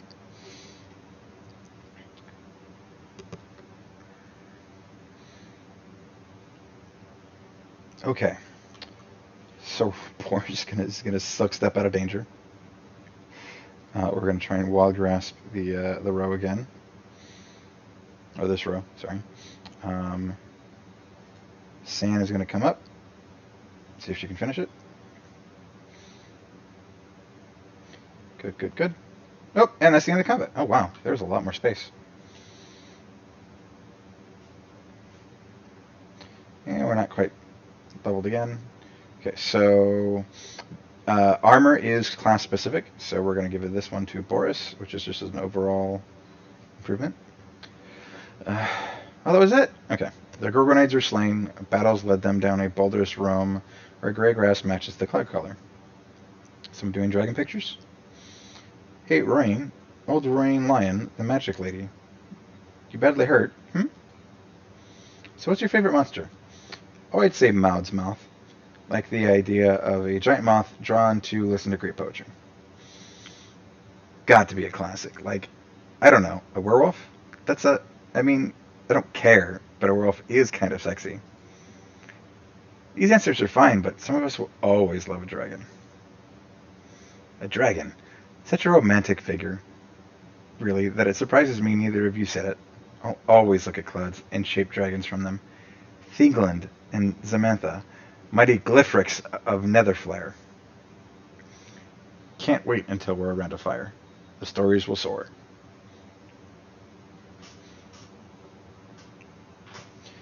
Silverbark ring. So +5 block is going to go to Sam, because Sam's probably going to end up with a shield. Yep. Okay, so here's what we got for winning. and this is how it'll work for every chapter. So the number of shaped tiles will affect how many years apiece you have, total population. So that incursion had it come into a non-infested tile, which they usually do. That was a little weird. But yeah, so you lose population when they do that. Days to complete chapter, nothing there. And then here are all the resources that we got. So we got 4 heartwood for 5 because we. So this will include either what you had from previous chapters or also includes what you've found and or salvaged. So the equipment that you didn't need that you salvaged. So we were at 5 heartwoods, 3 hides, 4 ingots, 4 fabrics, 12 spell threads. Every time you complete it, they lose some of their cards. And then here's what happens in between the chapter arcs. So each day, Ryan swept the path and trimmed back the weeds. Sam sometimes teased her about it good-naturedly. We draw a line somewhere, chaos creeps up, and we keep it at bay. We're people. It's what we're born to do. Glimmerbean took up with a soft-hearted man who lived at the edge of Rocky Stop. One would patch the roof, one would weed the garden, and Glimmerbean marveled at how fulfilled she felt by his side. Boris went back to the place he grew up and was tempted by old acquaintances to remain there. But in the end, the past proved an unwise plan to linger. Sometimes I worried that once times were peaceful, we wouldn't have anything left to talk about. We could always gossip about Boris. Okay, so this was the transformation thing I was talking about. So Valis, having been having her random event, which was from the fire spirit that resided in her soul, she's gone through her full transformation. Glimmerbean's gonna allow this gem thing to enhance her, so it's gonna reduce her speed, but it's gonna increase her block, and this is gonna affect her left leg first. And now we get to do additional equipment from our equipment. So again, like I said, ingots were important, but I didn't get a whole lot of them because there wasn't. It's all randomly based. So I have a ton of spell threads. So what we're gonna do is we're gonna give Roreen some better armor.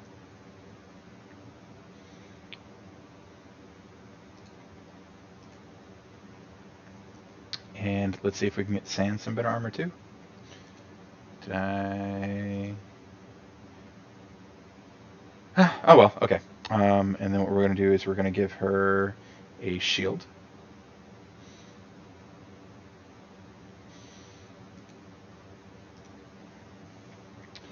And we're going to give Boris a better bow.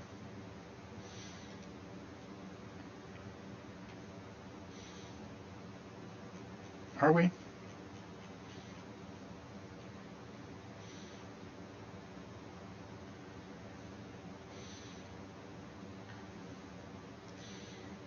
Yep, we're going to give him a better bow. Okay, so we're going to go with the wood one because, so here's the stunt effect, refunds an action point. And the reason why we're going with him is because hunters tend to have a pretty good stunt chance. Also, while we're here, so there's all these different weapon types. Each weapon comes with its own advantages and disadvantages. Can we do anything with this?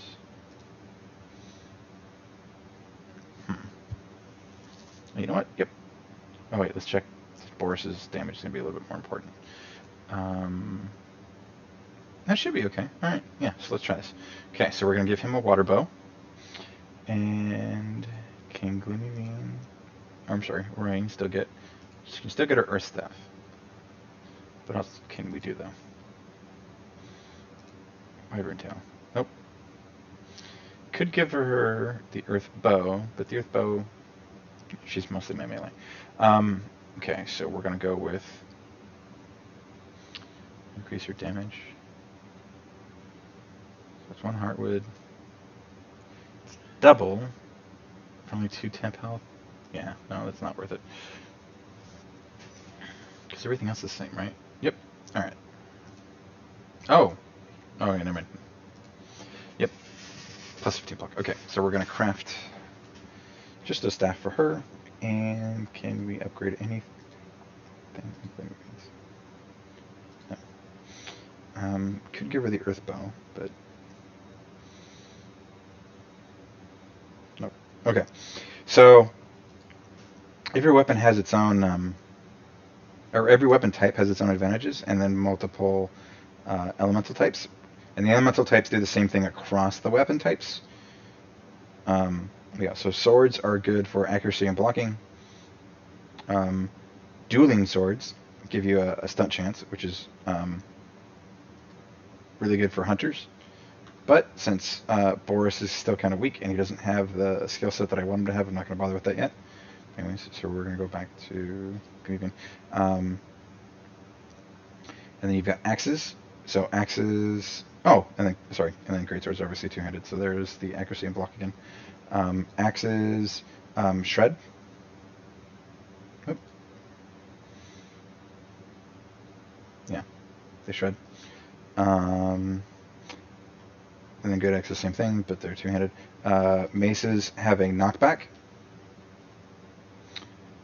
which I've never bothered with.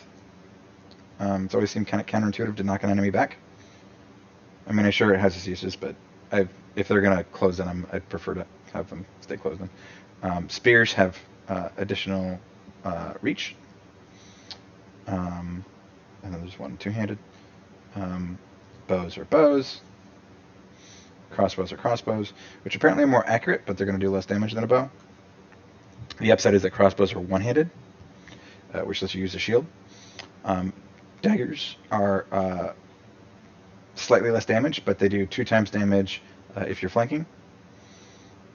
And then stabs are, I mean, you can use them on your melees, but they're kind of pointless. So they give you a block chance, and wands give you warding.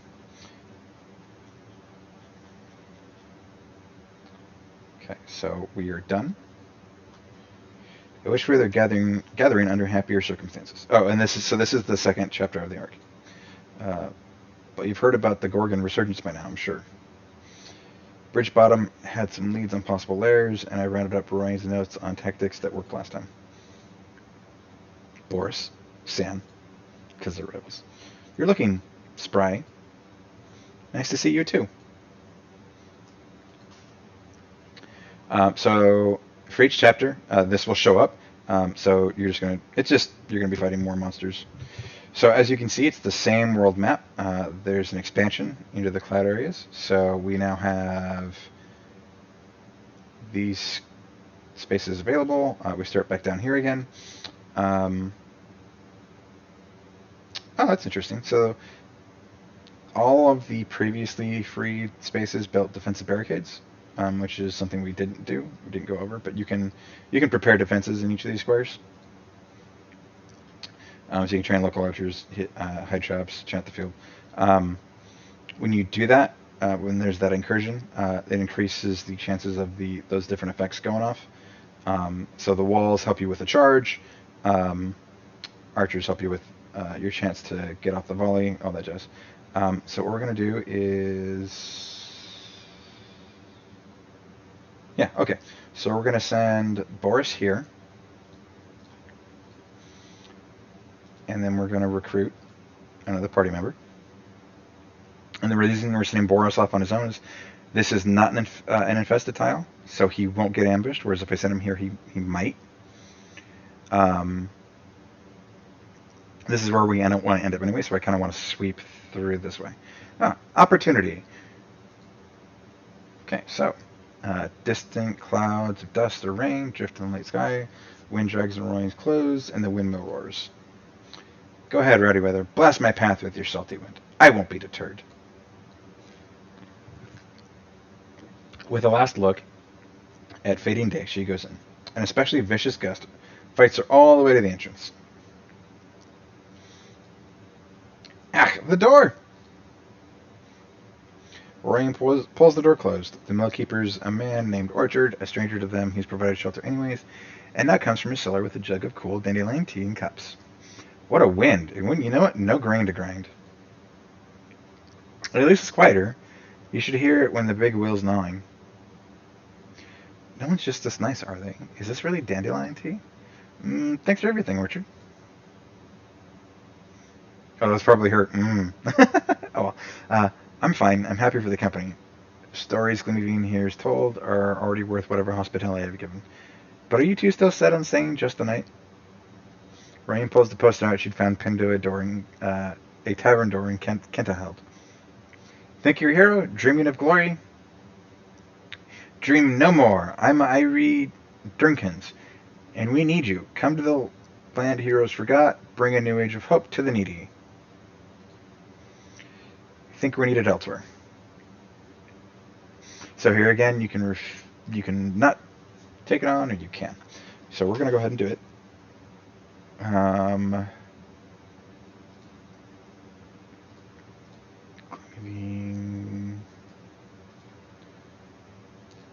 Was it Sen?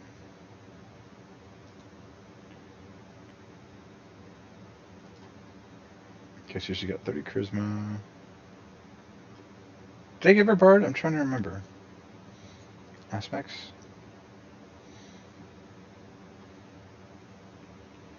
Abilities.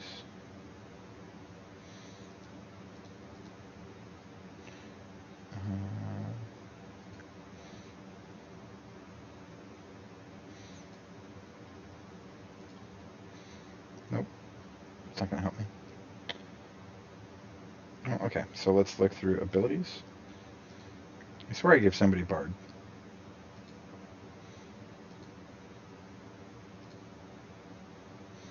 That's not going to help. Stats.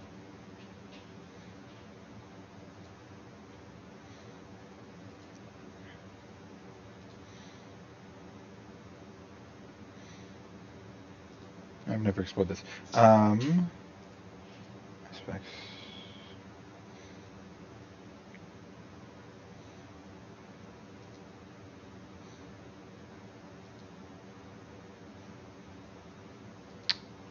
I'm not seeing it. Okay, well, we're just going to have San go. Okay, so San's still going to go recruit. The rest of them are going to go on the new mission. And since we have so many other good points, we're going to pick from a legacy again. Who do we want to go with?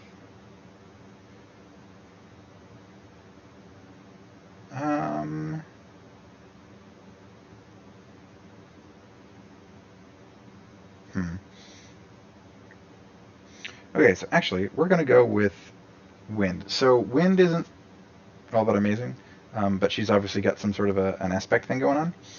And I want to see where this goes. So we're going to go with Provides Fire. Nope. Long Reach. Nope.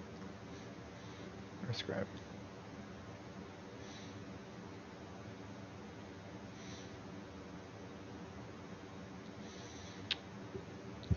Naturalist. Let's just go with Long Reach. That's pretty standard. Yep. Right. Yep, we're going to go with that. Okay. So we're going to recruit Wind. Folks called Wind an old soul, but that was because they had no better words for her. So occasionally what they'll do is, because she's a legacy character, they kind of weave that in there. So stories of legendary battles often felt familiar. Unwritten verses of old ballads came out of her after warm drink or two. And she dreamed of wind-ragged hills where banners blew and old magic lay buried. So when the Eagle Watchers drew her out of town with the opportunity to fight, Wind couldn't tell whether she was leaving home or coming back to it.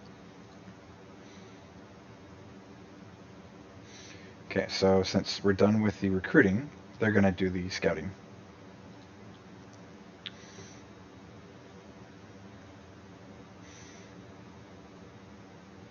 And since we don't have the hunter with us, which is how this goes fast, so this is going to take a while.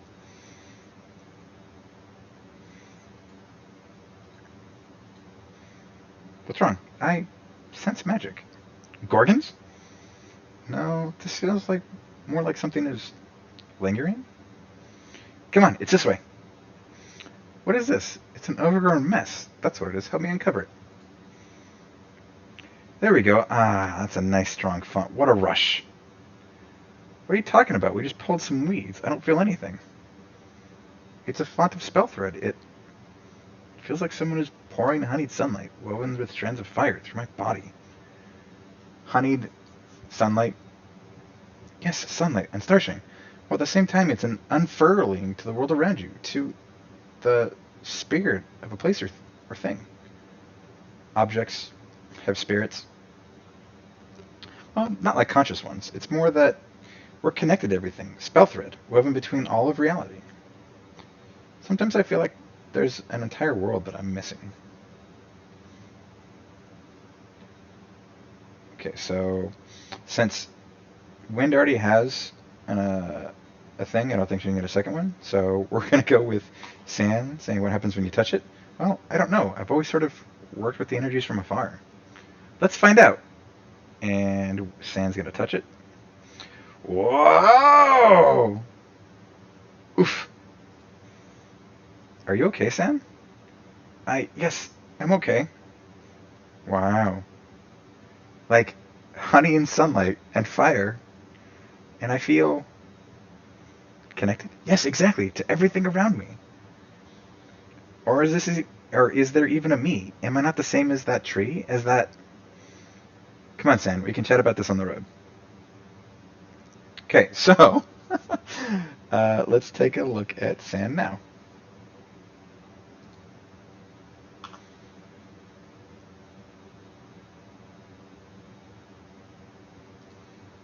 Okay, blue skin, spell touched.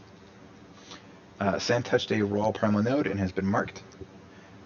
So she does less damage, but she has higher potency, which is good for abilities. She's got a faster recovery rate, which is how they recover their HP. And she has a higher retirement age. Cool. So this is probably similar to Glimmebean's thing in that...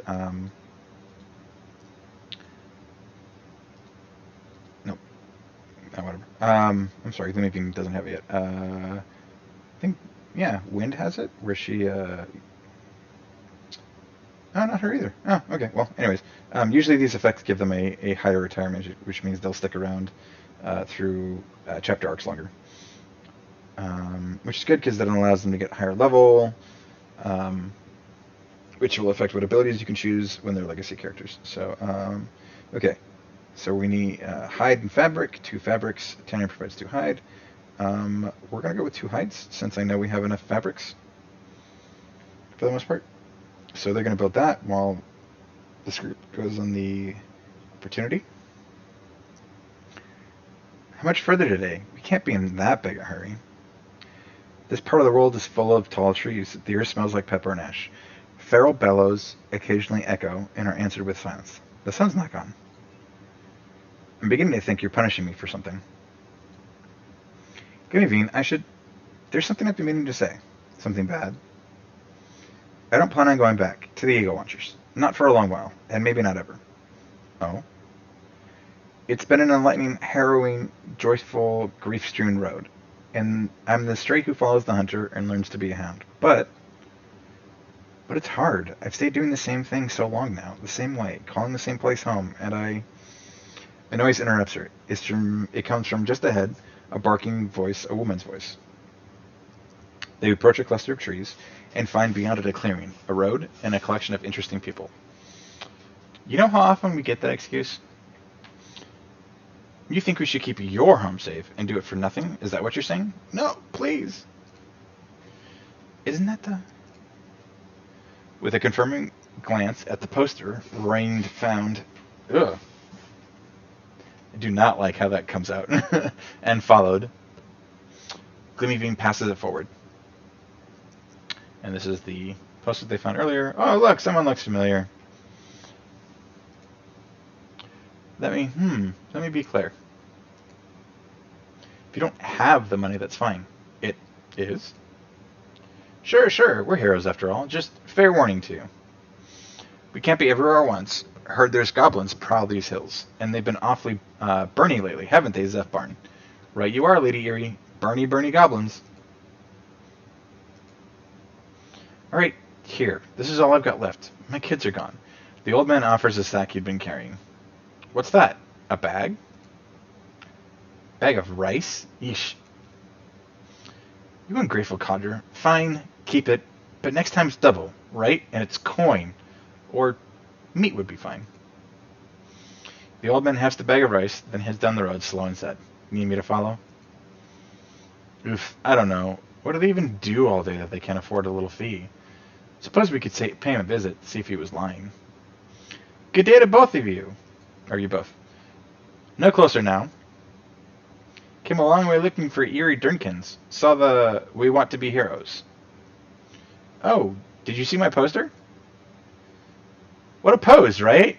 Yeah. Didn't I tell you that a poster would get a couple? You're going to make me put up more, aren't you?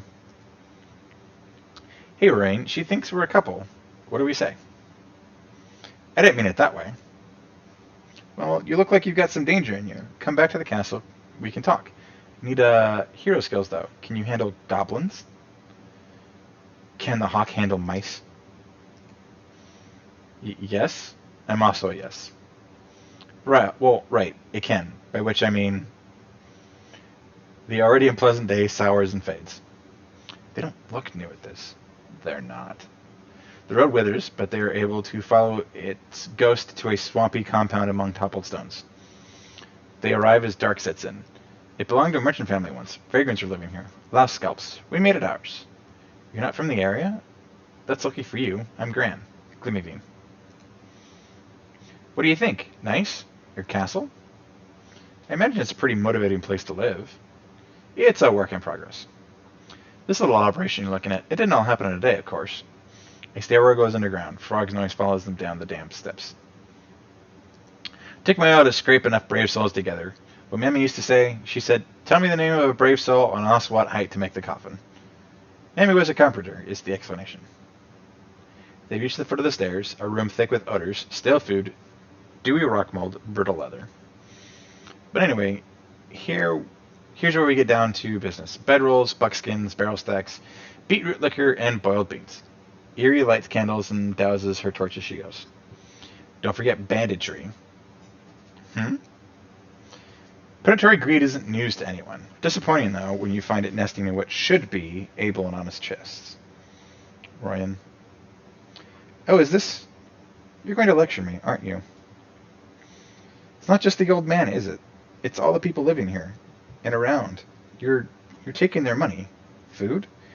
That's our work. We collect the fee, and in exchange we protect them from whatever. You think they deserve different? You don't think they'd do the same to me if they could? Ugh, I wish the Goblin King would come and take you away. You buzzards dressed in the plumes of eagles. That's enough out of your mouth. What were you expecting? Fabled pure knights? Selfless noble bodies?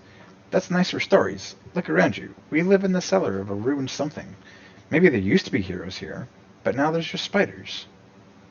We're survivors. We do what we have to. Take when we have to. Speaking of, you've got some valuable pieces yourself.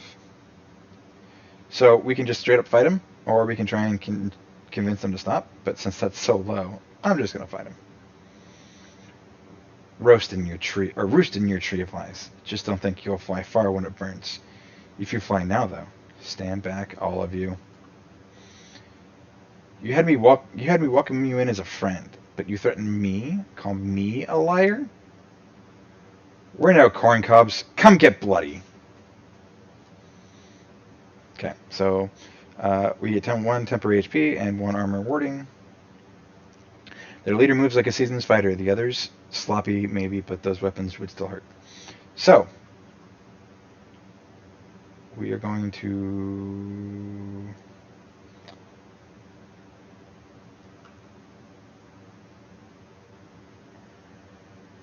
Ah, yes, here we go. Okay, so we're going to Splitter Blast this whole group. Mostly for the shredding. Oh, of course it missed her. Okay.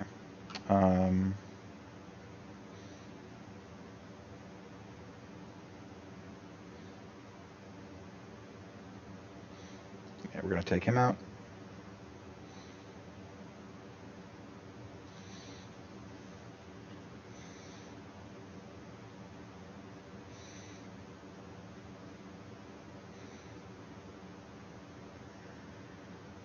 Okay, so we're going to interfuse with...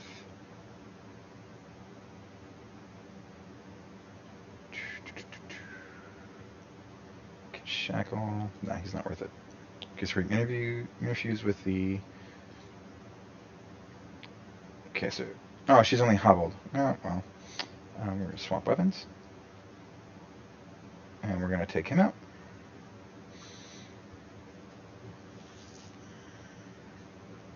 And then since she gets another attack, we're going to try and take her out. Look at that.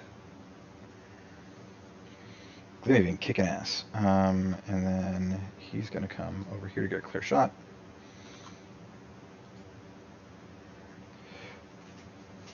All right, Boris. Definitely level. Oh, okay. Everyone leveled. Excellent. Okay, so Ryan has gone strong. Okay, riposte, Ryan will counterattack, which is good, generally speaking, but she shouldn't be in melee, so we're not going to go with that. Ryan calls him to move. Nope, don't want that.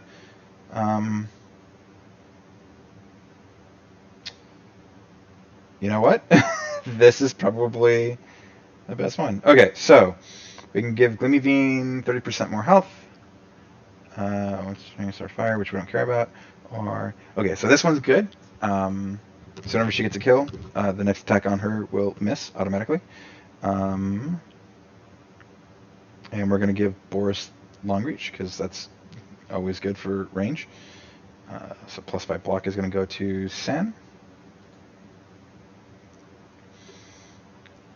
A long week later on a windless afternoon. Farmer's coming? No cart. Orchard the Millkeeper squints as distant shadows resolve into shapes with familiar faces. Oh, them. They'd love it if I broke out the beer, I expect. And why wouldn't I? At the Millkeeper's fire, Ryan and Gloomhaven drink a little. Even sweeps their rafters. Good having the sky off of them. Good smelling dry building stones, fresh flour. What's wrinkling you? Said you were leaving the company. For good. Guess that still got me thinking. I was talking about starting fresh, wasn't I? Some other place. Decided against it, though? I was going somewhere, I thought, but really, I just wanted to go anywhere. Anywhere new. It's your old thing, I know. They call it, roaming want. Travel longing. Or also, got potatoes and market sausage frying up. Thanks, it'll be nice. You know, it reminds me of the people I grew up with, pushing hard on whoever wouldn't push back. Why do I think I ended up out there? Or out here? There's those sorts, all over. All you've told me and all I can divine about you, you'll always be needed elsewhere. Good folks are needed everywhere. Yes, and answer that call if you can, when you can. Just don't underestimate the value of having a place to come home to. Pop! Oh, the food in the pan complains, Orchard scoots back to his kitchen. Was a good thing, you know, and we managed it the right way. For all her faults, taking that woman's life will weigh on me. Even in the throes of battle, Ryan and Gloomhaven were able to subdue Erie's underlings. The bandit leader herself, however, fought to the end. They killed her. Others would be alright, you think? They'll recover, but I mean, who's ever alright? I'm not alright. I'm less and less alright. We left them in good hands. Only fear is that the commoners will want their own revenge. Ryan unrolls the poster that pulled her across the world. Though creased and stained, old ink still gleams in the firelight. Let's split our takings with this mailman, Orchard. Sure, he could use some supplies. Feel like robbers ourselves otherwise. She wads the paper into a ball. And flicks it into the flames. So, we got stuff. And she gains an additional ability. Okay, so... this is really good, but let's see what else she's got. Bonds with earth and summons from soothing and south the wondrous tree that pins certain enemies. Interesting. Advanced interfusion abilities for living matter. She shouldn't be in combat often, so let's go with arches. And since I've never seen that. And then what we're going to do is we're going to gather everyone. Okay, so gather. And then while they're doing that, we're going to prepare defenses in here. And this is literally just to give them something to do while the group meets up.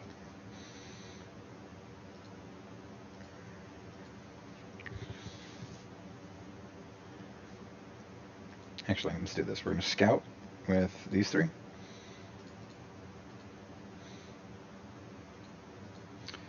And we're going to keep building defenses until they get closer. We only have 5 legacy points, so we're...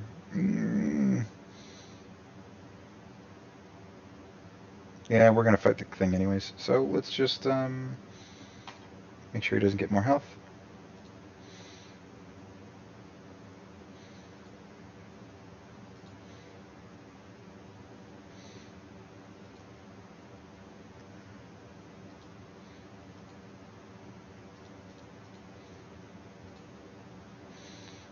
This might be bad. Okay, so... actually, we're just going to gather everyone here. So I'm definitely not going to be able to stop that with just these two. So they took over the space.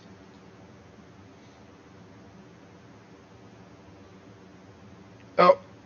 Crap. Okay, well. We're going to give this a shot with just the 2 of them. I'm going to have to be very careful. So, 2 damage, potency, 110, hit point 1 or more. Okay.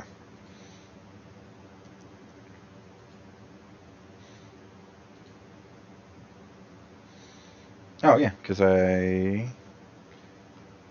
made traps. So we're going to put traps here, here, here. Okay, so this is a good position to hold.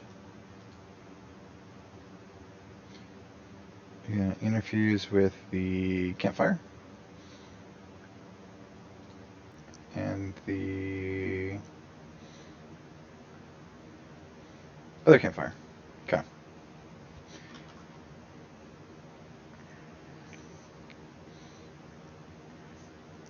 And Sand's going to hold this position.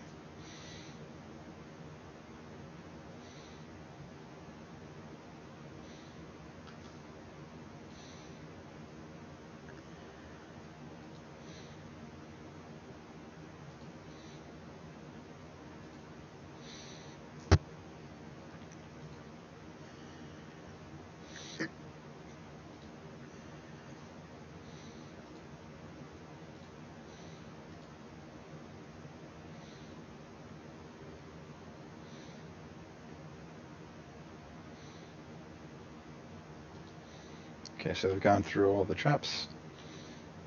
So we're going to guardian her up.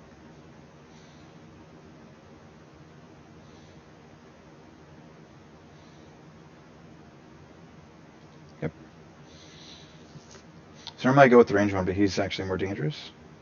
Because I have cover over here.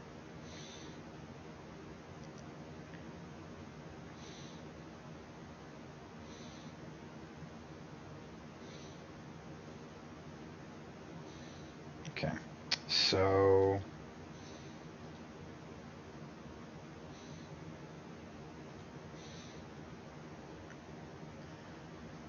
yeah, we're going to volley of arrows the bigger group.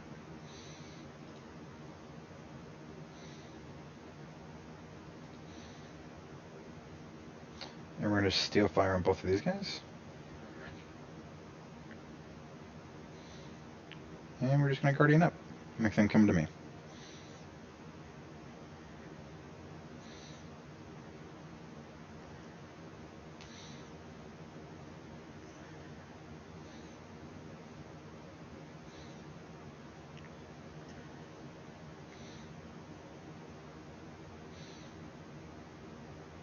Okay, so we're going to guardian up again.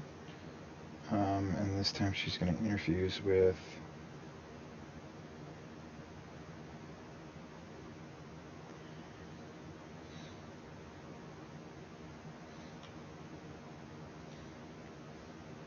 can this reach? Oh, that was bad. I guess we're going to interfuse with the campfire again.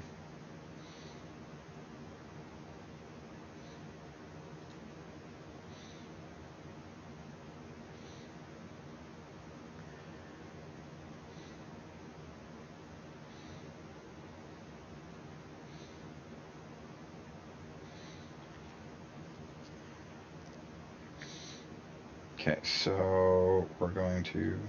Still can't discuss. Okay, so we're going to steal fire.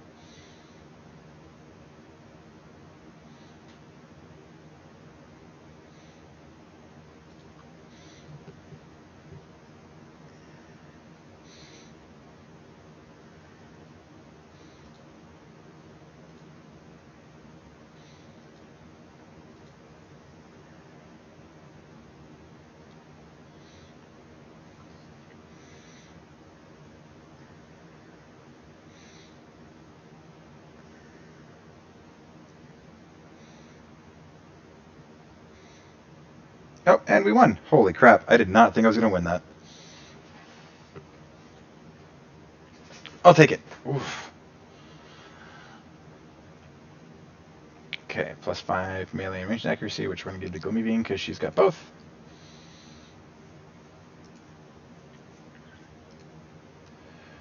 Oof. Okay.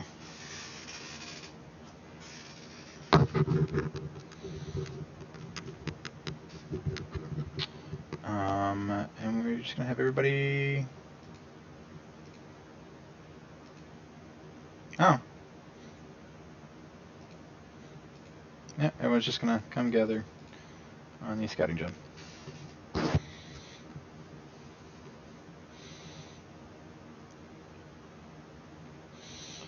Okay, so let's go ahead and attack.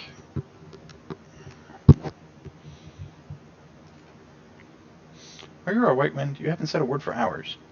Really? Oh, yeah, I'm okay. I'm just thinking. Want to share? Maybe we can help. Well, I was daydreaming really about what I want to do when our trials are over and only the songs of our deeds need to travel through the land.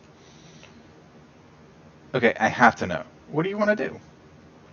I don't know. I think I want to lock myself up in the library and never come out. I'll take a much-needed break. Maybe a trip out to sea. How about you, Boris? I'll sit by the fire with my beloved, never to be separated again.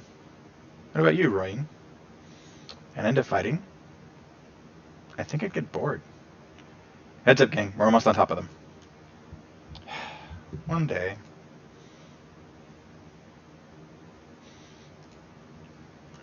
Alright, now they're bringing out the big old baddies. So we're going to move Rain up. She's going to...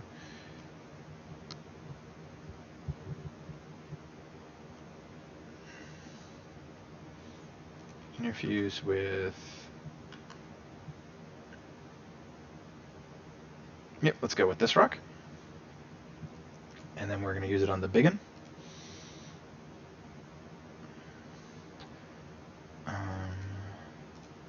Gleaming's going to come up.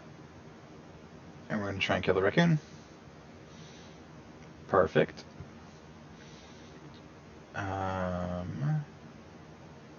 Boris. Yep, you're going to come around here.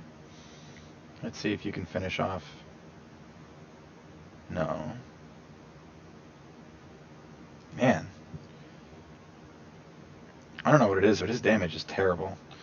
Okay, so Sand's going to move up.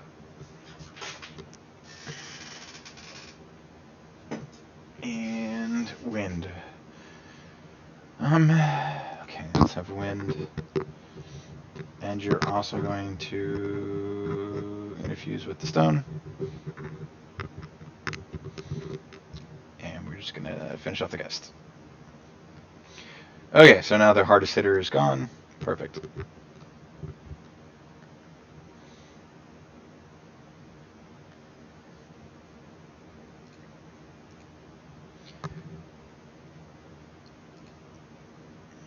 Okay, so we're going to go for the Bogmore with my range characters because there are other ways of dealing with him, and he's actually the bigger threat. Perfect.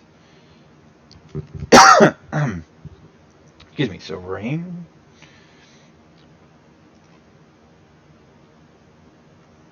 Oh. Yep, let's see what this does. Cool. You're going to Guardian.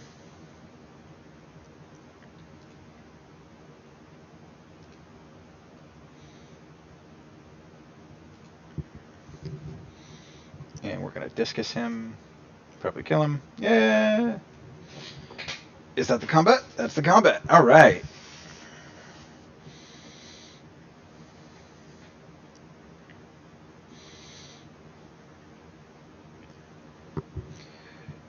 Huge club made of stone. It's not easy to wield, but it's harder. It's even harder to block. Passed down through the ages. No one knows who first shaped these massive weapons. So this is just a special, or not special, a higher tier two-handed hammer, which we're just going to salvage because no one's going to use it.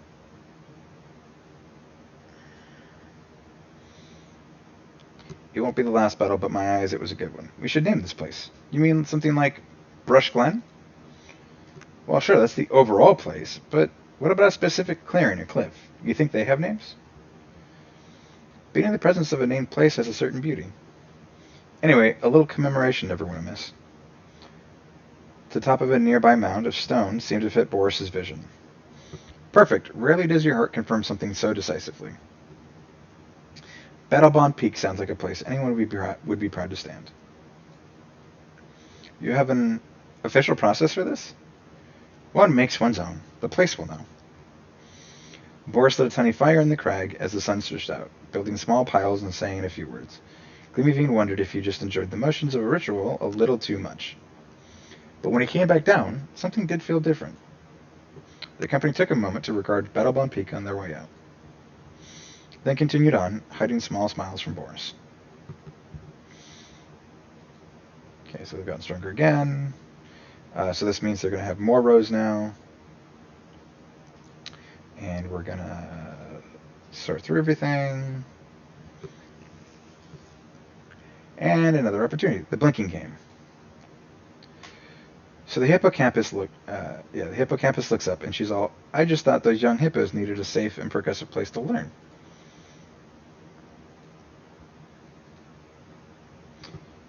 You're an overbaked biscuit loaf. San, how goes it, you old bucket of nails? Should we agree not to describe each other out loud?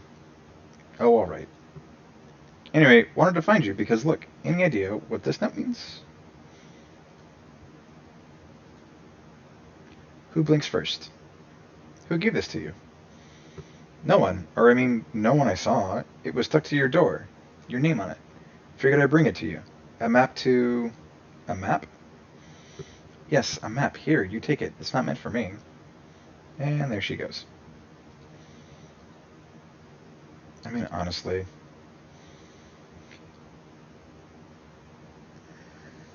Okay, so we're going to go, because why would we not go?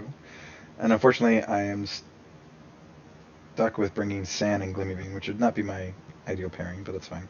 And we're going to bring Royine. Yeah, she's the hardest hitter. Yep.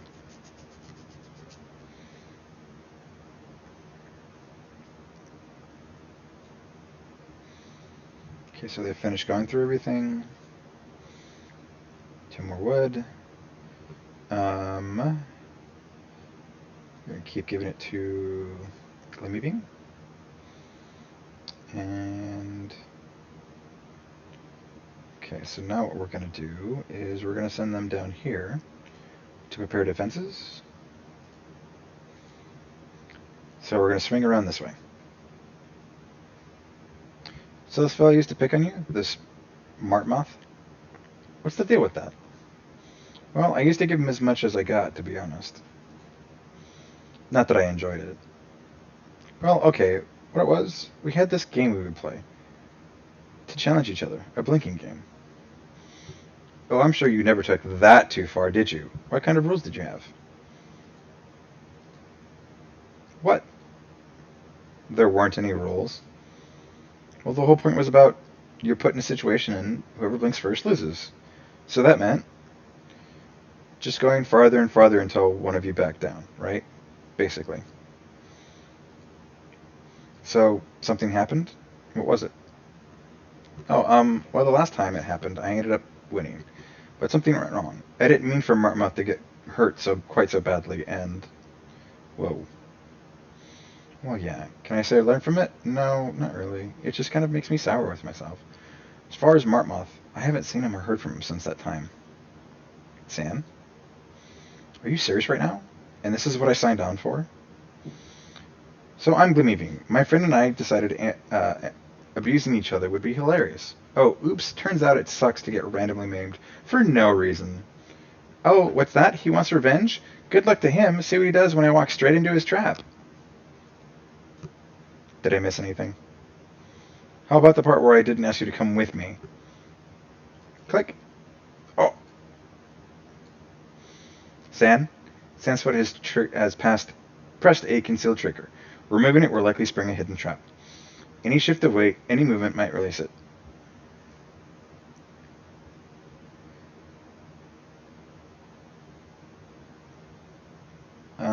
So we're going to go with looking for a way to disarm the trap. San, unable to remain motionless any longer, attempts to throw her body clear. A bolt flies from a concealed mechanism in a nearby stump. San! She rolls to her feet, bleeding profusely, but still breathing. Well, that'll be a scar. It's not over yet. Always one more wrinkle. Okay, so it's probably the wrong choice. Okay, so only 2 enemies? That's not too bad. Can we see where they are? Nope. Okay, so one's going to be on this side, one's going to be on this side. Most likely. So, Rain's going to come out.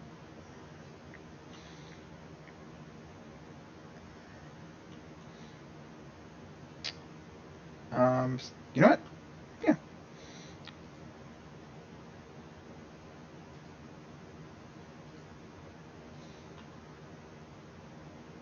Oh, that's how I can move him?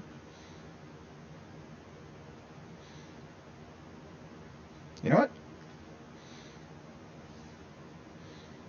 Works for me. Okay, so now this lets me wreck his shit.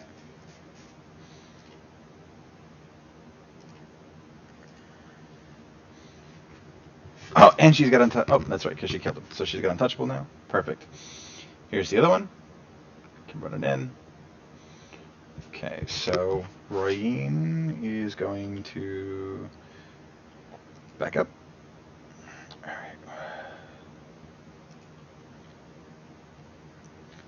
right. Here we go. So we're going to Wild Grasp him. No, we're not. So San can attack twice in this situation. Oh, 3 times. Nice. Well, she's going to be able to finish him. Excellent.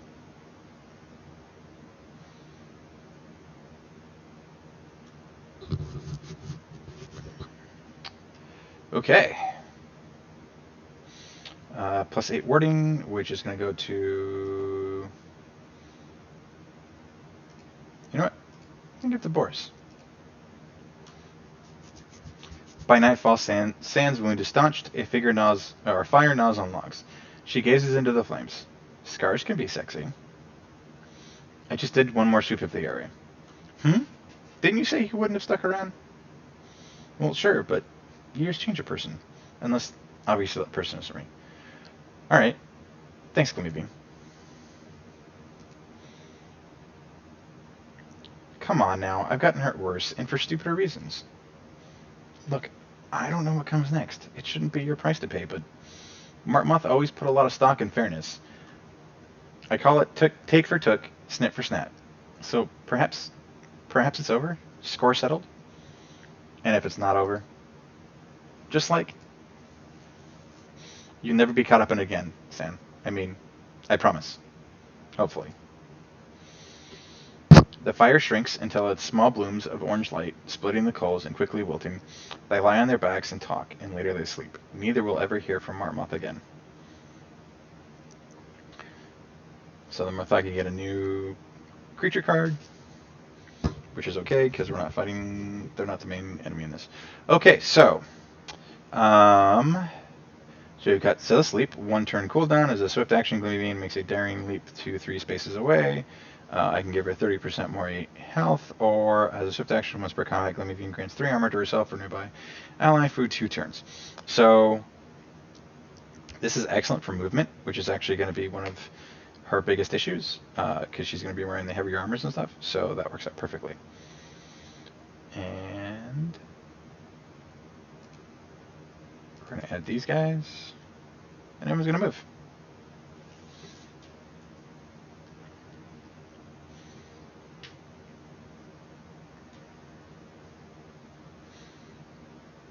Okay, so we're definitely going to get an incursion before the end of this. So we're going to scout.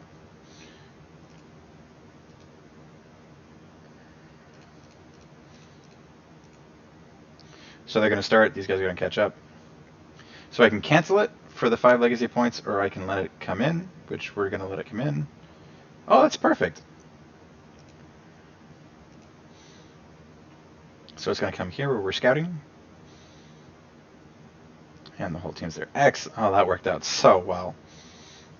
Hisses and roars fill the distance, grow closer as the earth begins to quake. The Gorgons are coming. So we can do this one again, which has a really high chance, or we can do the approach with airfire. Let's go with the arrow fire, which succeeds. Excellent. So 2 damage and additional flanking damage. Okay, so Boris is going to move up. Okay, and they're going to come from this direction and this direction. So what we're going to do is Boris is going to kind of scout. Lorraine's going to come up, and she's going to interfuse with the campfire and the ruined wall. So Sand's going to block off this side. Wind is going to come up. She's going to... Okay. So Wind's going to come up to this side. And Glimmerbean's going to leap. And block off this side.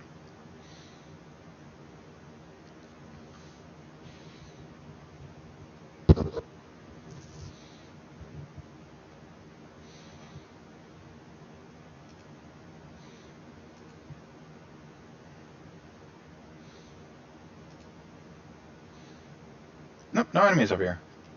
Okay.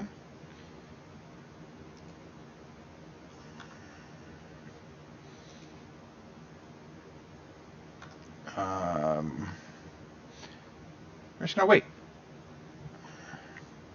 So Sand's gonna Guardian.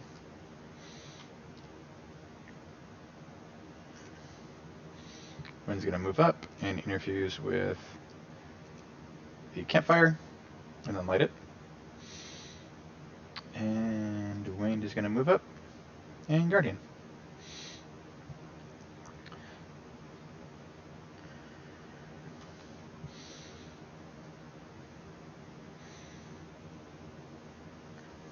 Figured that was coming. Oh, there's nothing on this side? Of course I deployed most of my forces over here. That's fantastic. Okay, so we're going to pull Glimmerbeam back.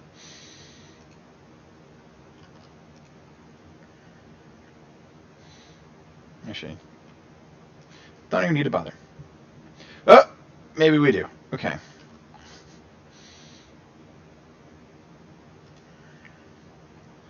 All right, Boris. Fantastic.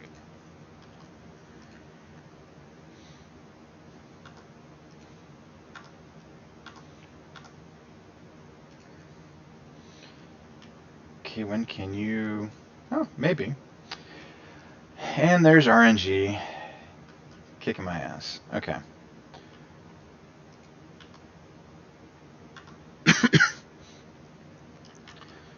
Okay, so you're going to pull back. There we go. And you're going to pull back too. We're going to Guardian.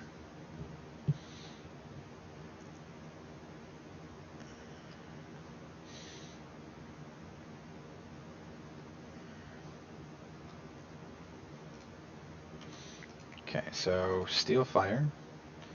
Really? That's annoying. Okay, so we're going to try and kill the Bogmore. Gotta be kidding me.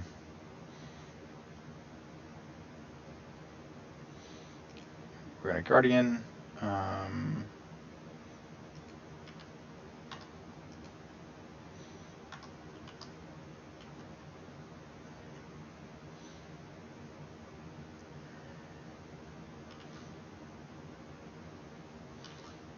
Great.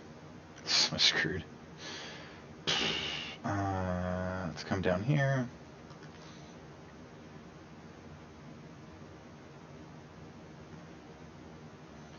Let's hopefully get this done. No, of course not. No, that'd be asking too much. Okay, so Boris come down. Let's see if we can finish the Bogmore. He's going to pull us out of position. Excellent. Okay.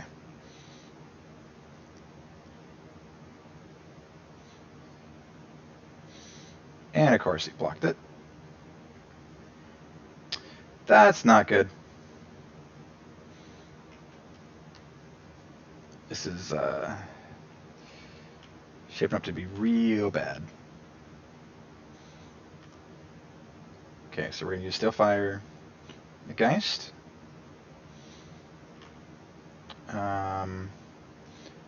She's going to finish him off. And then come over to this side. She's going to...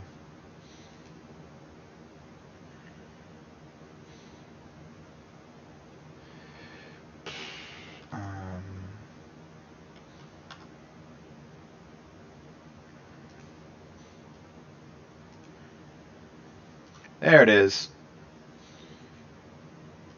Okay, so he's dead, which means Boris should be able to get the raccoon.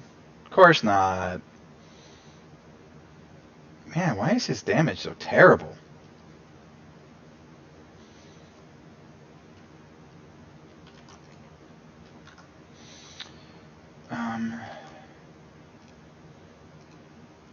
We're just going to move you. Yep. So Sand gets to finish him off. Perfect. Okay. Come on, Boris, buddy. There we go. And is that the end? Yay! Okay, that's a victory.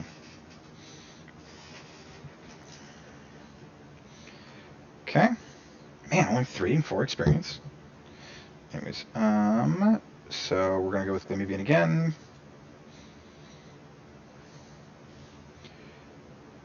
Okay, and we continue. +1 damage is bad. Yeah, I'm got enough points.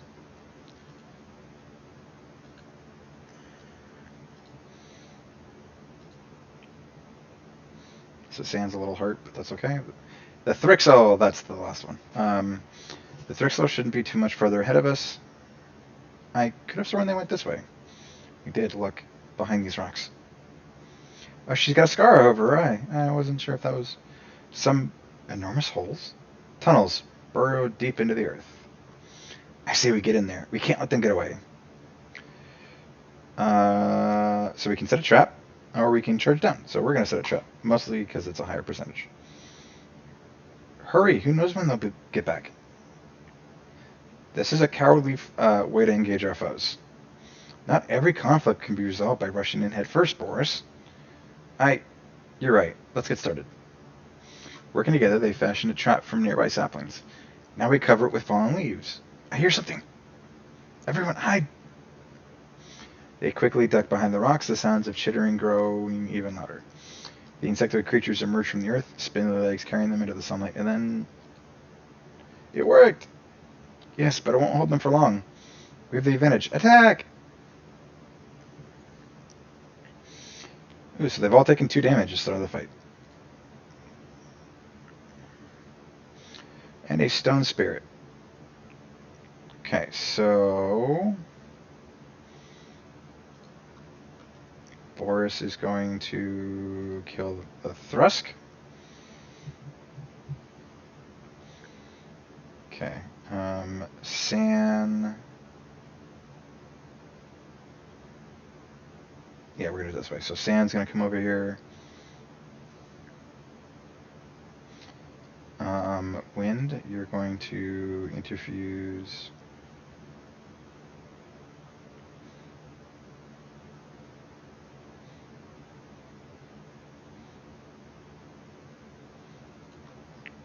with the Fern, and you're going to Wild Grasp him,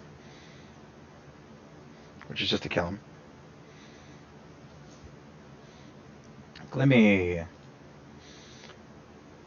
So don't. This is not good strategy, but it's literally just to come and catch this guy. And she's going to get the stone spear. Because I haven't had with the, or I don't have the stone two-handed spear yet. Okay, and then Rain's going to move up. Oh, actually, this is exactly what I would have done anyways. Okay, so Sand's going to move up.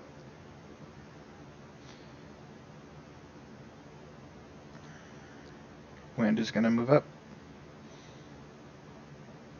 Gleaming is going to... Whoa. We're going to swap weapons. And let's go ahead and kill the Thrusk.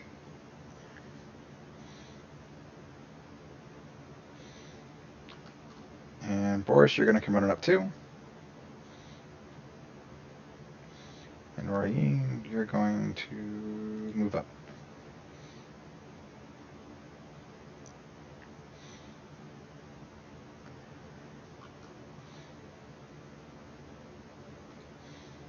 Okay, so Rain, we're going to infuse with...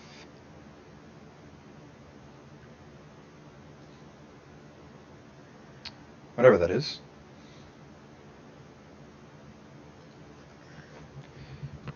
Oh, and you're going to miss! Oh! Killing me, Smalls. Okay, so we're guarding up. Wind's going to move farther up.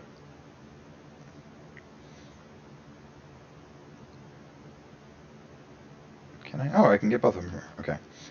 So he's got the cover, but he doesn't. So we're going to try and hit the Dweaver.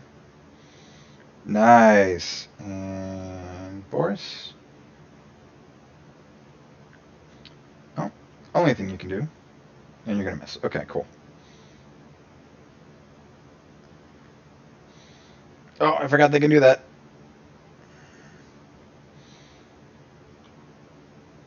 Okay, so you're gonna... Actually, Sand's gonna finish him. Oh no, she's not gonna finish him. Oh, that's bad. Well, let's see if we can... Again with the block. Okay. Boris, you got this. You got this, buddy. You're killing me, buddy.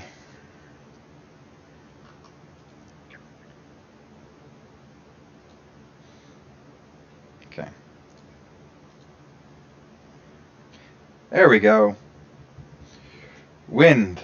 Playing cleanup for Boris. And Glimmy Bean's going to finish it.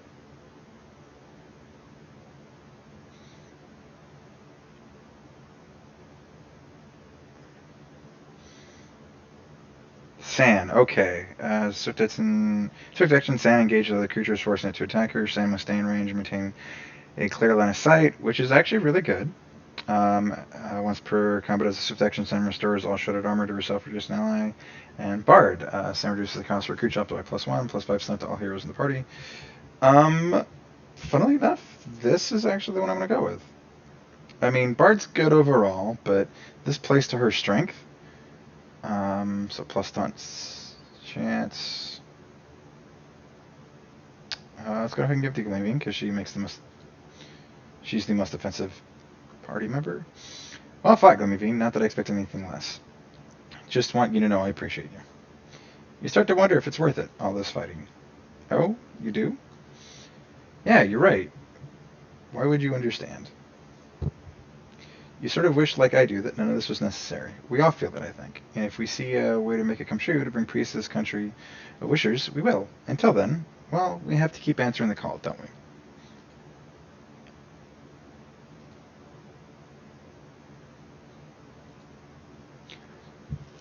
Okay, so let's secure it. Which gives everyone a chance to heal up. Which I forgot about last time.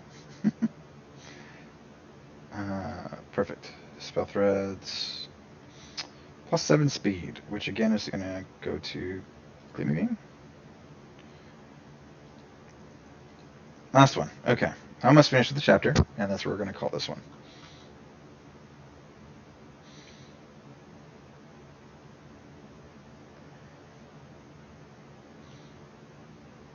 Oh, I missed one! Oh no! All that wasted time! How did I miss this?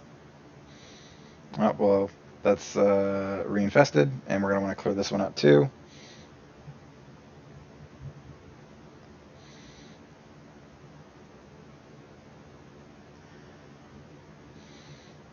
Can't believe I missed this one all the way over here. Okay. The Eagle Watchers had passed so many abandoned homesteads as they trekked through Galatanda fields that to see a light and a ribbon of smoke ahead was as surprising as it was welcome. Their tenacity is admirable, I'll say that much. I don't know whether it's inspiring or heartbreaking. Well, let's hope they're hospitable to boot. Evening. Have to say, we weren't expecting a friendly face this close to Timber Forge.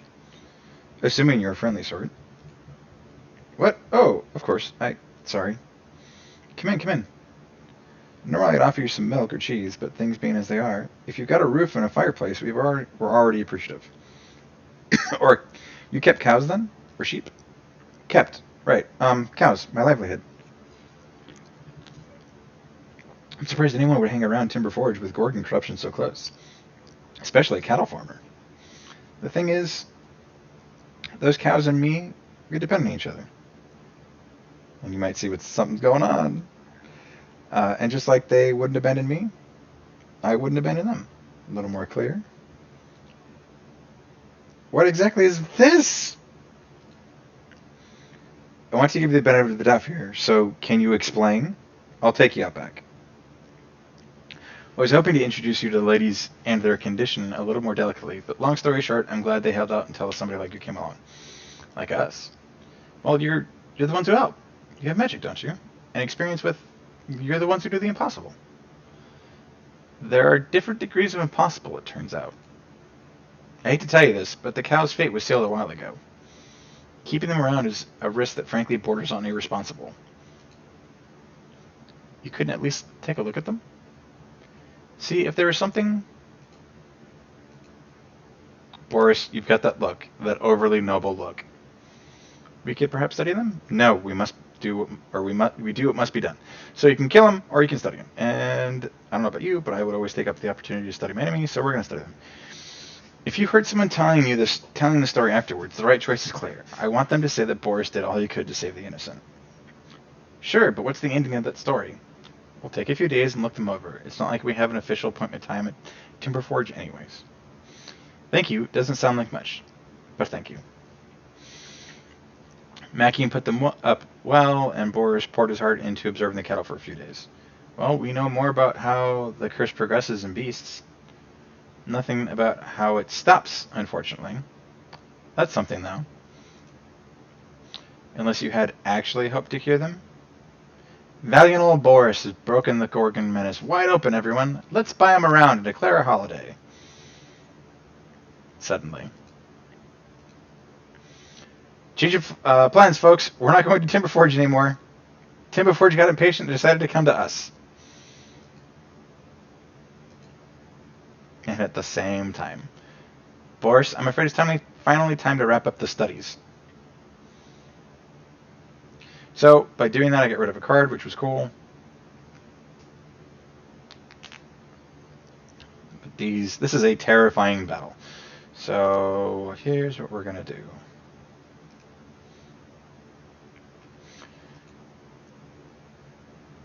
Okay, so good. I pinned one of them. Cool.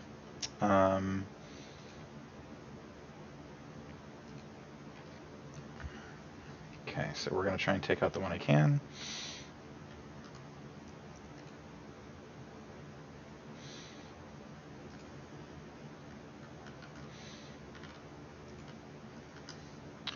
Ooh, this is going to be fun. Everyone gets hit. All right. I will take that.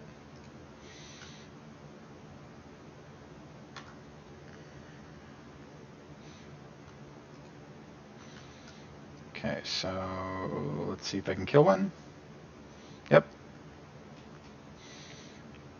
personally think that's the better move.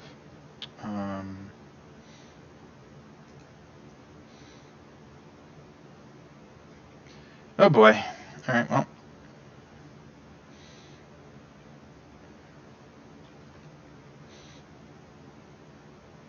Because he's stuck, he can't do anything. Oh, I forgot that she's untouchable. That wasn't why I went for the kill. I was just trying to reduce their numbers. Oh shit. He can move far. I knew that was coming, so okay. Yeah, this is a lot harder with only 3 players in the first campaign. Okay. Let's see.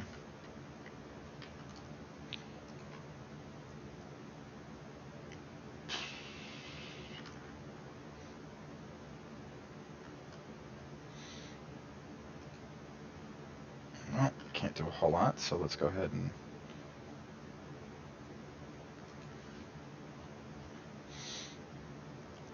Okay, so.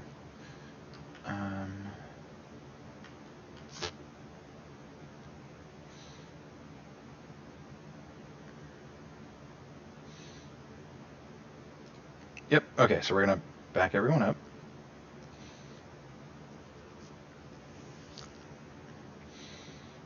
Perfect.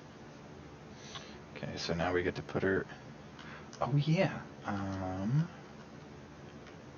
will save it. Okay, so we're going to Guardian up. We're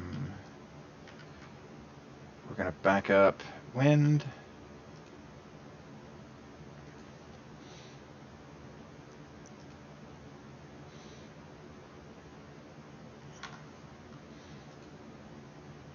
Alright, Glimmerbeam's going to back up too.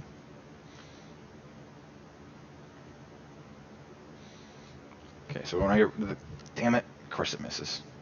Wanted to get rid of the Geist, because he gets 2 attacks in. Let's see if we can kill the row with this. There we go. And Wind, you're going to Splinter Blast both of them.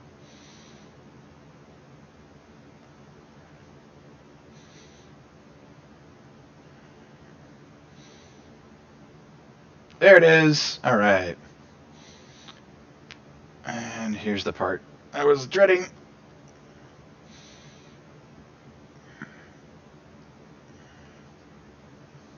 Oh, wow. Okay. Alright, so... Glimmerbeam's going to... we'll hold off. Okay, I want my ranged people to go... later. Alright, San, you're going to finish off the Ravager. Or the Rager. Ravager. Got that back? That's perfect. Okay, so can you finish off the cow? Wow, loving it. You're going to have... Nope. You're going to Guardian up.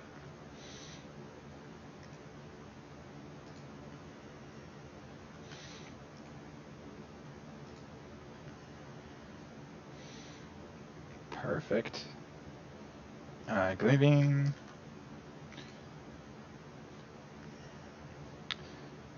Excellent. Oh, you can't reach him from there. Okay. Boris, let's have you finish off the raccoon. Oh, do you get to attack again? He did. He stunted, so he gets to attack again. Maybe I can finish this in one more round.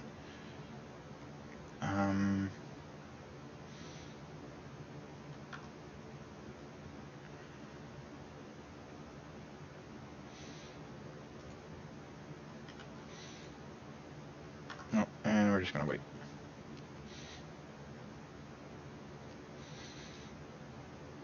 Oh, and he got her. Ugh. Okay, so San's going to be able to finish this. Wow, all that and only 1 damage?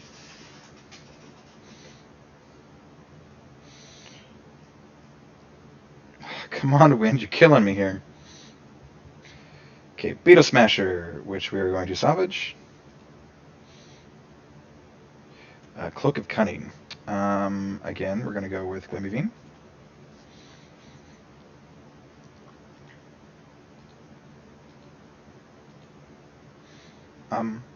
Sorry about your farm.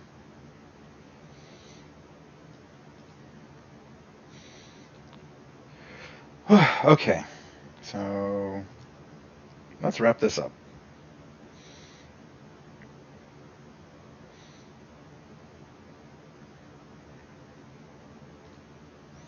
Two ingots. +5 dodge.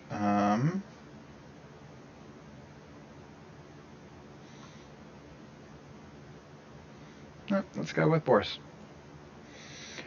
Okay, now we can finally finish this. Although there's almost, yep, there's definitely going to be an incursion before I get the chance. So we can cancel it or we can fight it, but let's go ahead and fight it.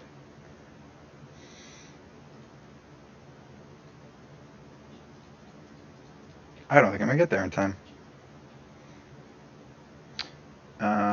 Let's go ahead and cancel the extra armor from the Bogmore. I should have just canceled the incursion, but oh well. Okay. Yep, definitely not getting there in time. Okay, so we're going to assault. That was unfortunate. Looking go barons have taken control of Broad Arc Fount. Yay! I screwed up.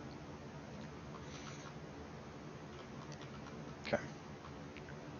So we're going to take this back now, and then we can go.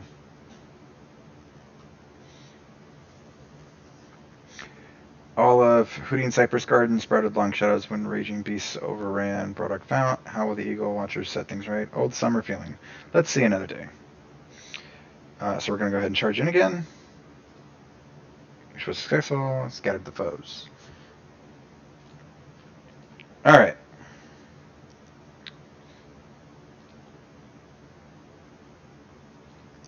Alright, Sam.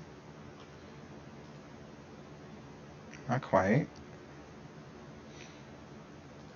Boris.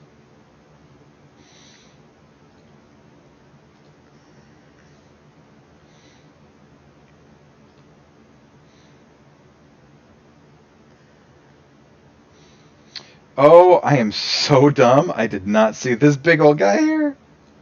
Oh no. Thank God I can do this. Oh no, he blocked it. Oh no.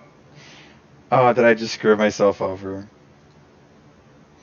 Oh, I'm in so much trouble here. Oh, thank God.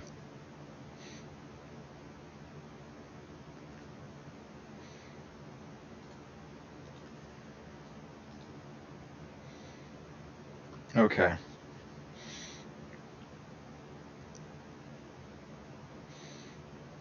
That was almost really bad. Okay, Boris, can you... Let's go for the raccoon. Perfect.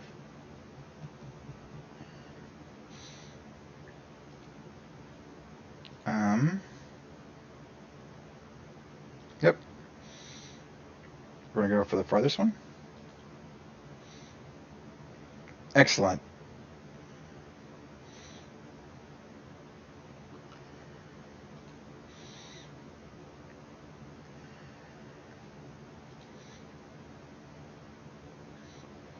Okay. Oh, she didn't take any damage because of warding. Oh, that's so great. Can you finish him? Yep.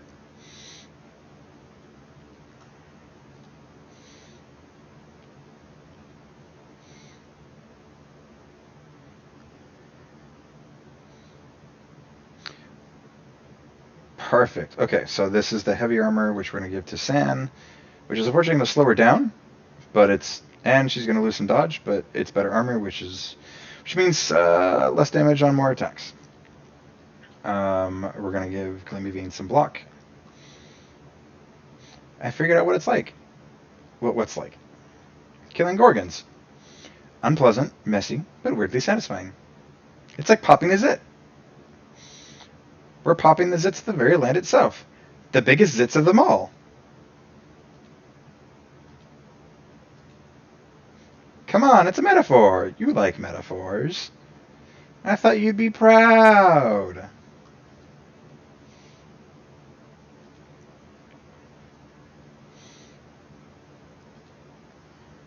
Okay. So we're going to repair the site. Otherwise I don't get anything out of it at the end of the chapter. Site repaired. Okay. Now let's finish this. No more scripts.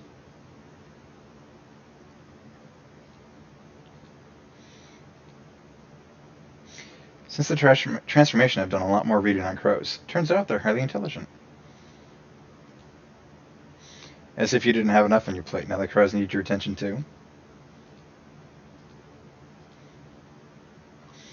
That one seems to have a lot to say. Can you make any of it out?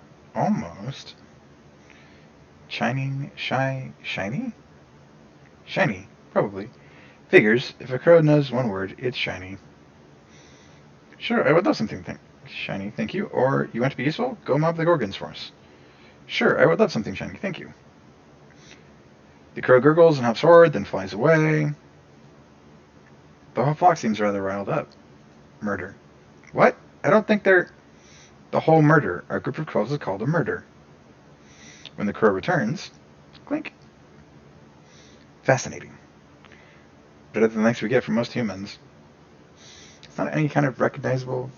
Nobody would accept this as currency. This may be as useless to me as it is to you, friend. Thank you, though. It's nice.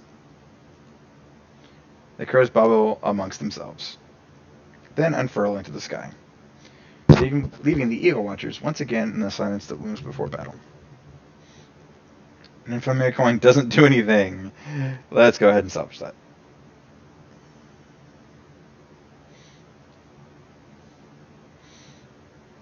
Ooh, a leaf spirit. Okay. I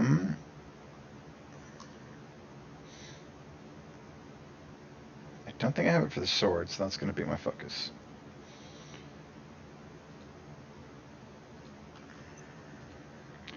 Okay, so we're going to leap in, kill the Geist.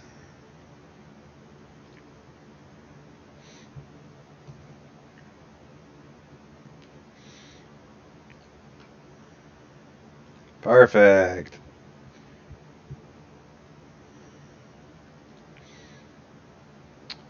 We're going to take the leaf sword. And yeah, we're going to replace it.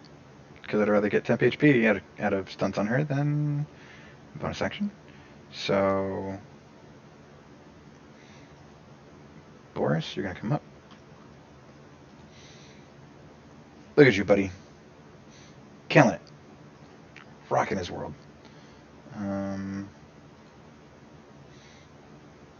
Oh, there we go. Okay, so...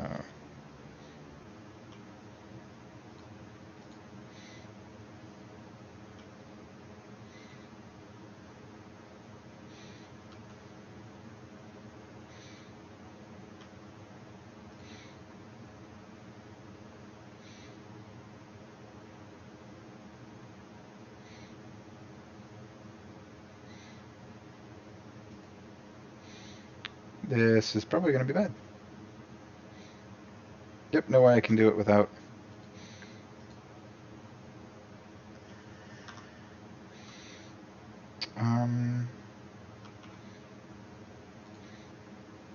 Let's just go on shrinking.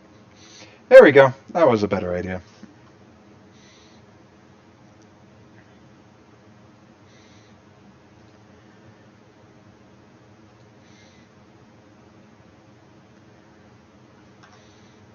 Okay, so since he doesn't have a good chance, we're going to hide him.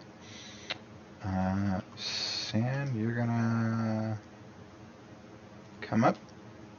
Can we engage? We cannot. So we're going to Guardian.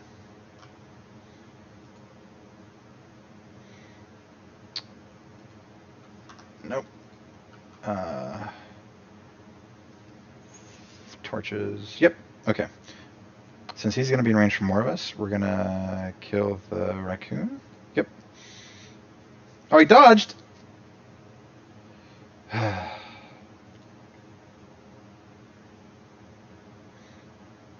yep. So we're going to do this, because we can leap over it next time. So we're going to take the shot.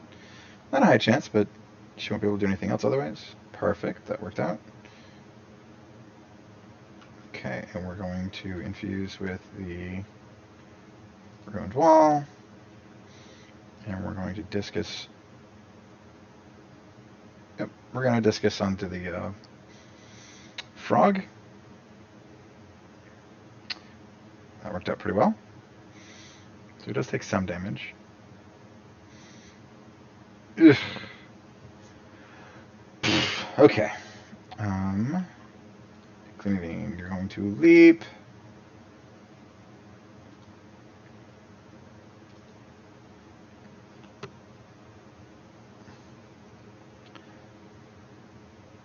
Boris, you're gonna come running up. Everyone's gonna run up.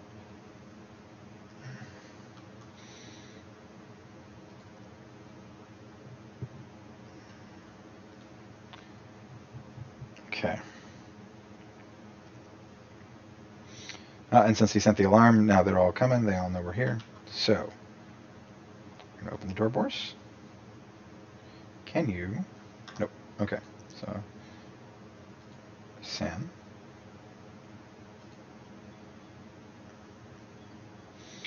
Nice shot, Boris.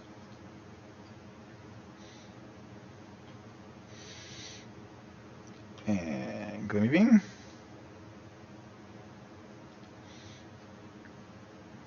And there it is.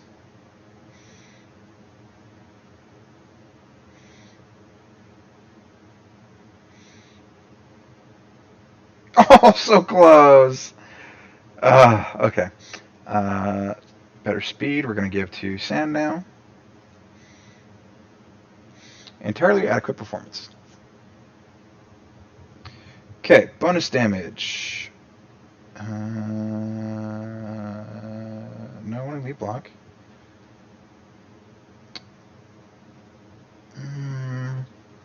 Actually, yeah. You know what? We're going to put that on Boris. He needs it. Alright, so 12 safe tiles gives me 5 years. Victory gives me 3. Population of 400 gives me 3 more. I got 8 more spell threads, 4 fabrics, everything at 6 hides, 11 heartwoods. Perfect. Look at that. 11 legacy points. They lose some cards. Okay, Sand spent hours outdoors communing with the spirits of the places she visited and exploring the new connections she discovered between all things.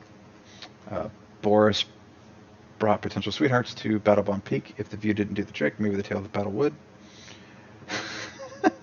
Wynn wondered what had become of Makian, the unlucky cattle farmer. A visit left her pleased to see the farm fully repaired and a new herd of cattle happy in the fields. When performed experiments on bits of mustard parts, she was able to convince Gloomveen to donate to the cause. No significant weaknesses were found. It's okay. Hitting them with the pointy end of things seems to work fine too. Boris Allah's daughter has reached adventuring age. So Borway Allah has joined the EO Watchers as a mystic. Yeah, they have kids. Crazy, huh? Okay, and yes, this is what we're going to do with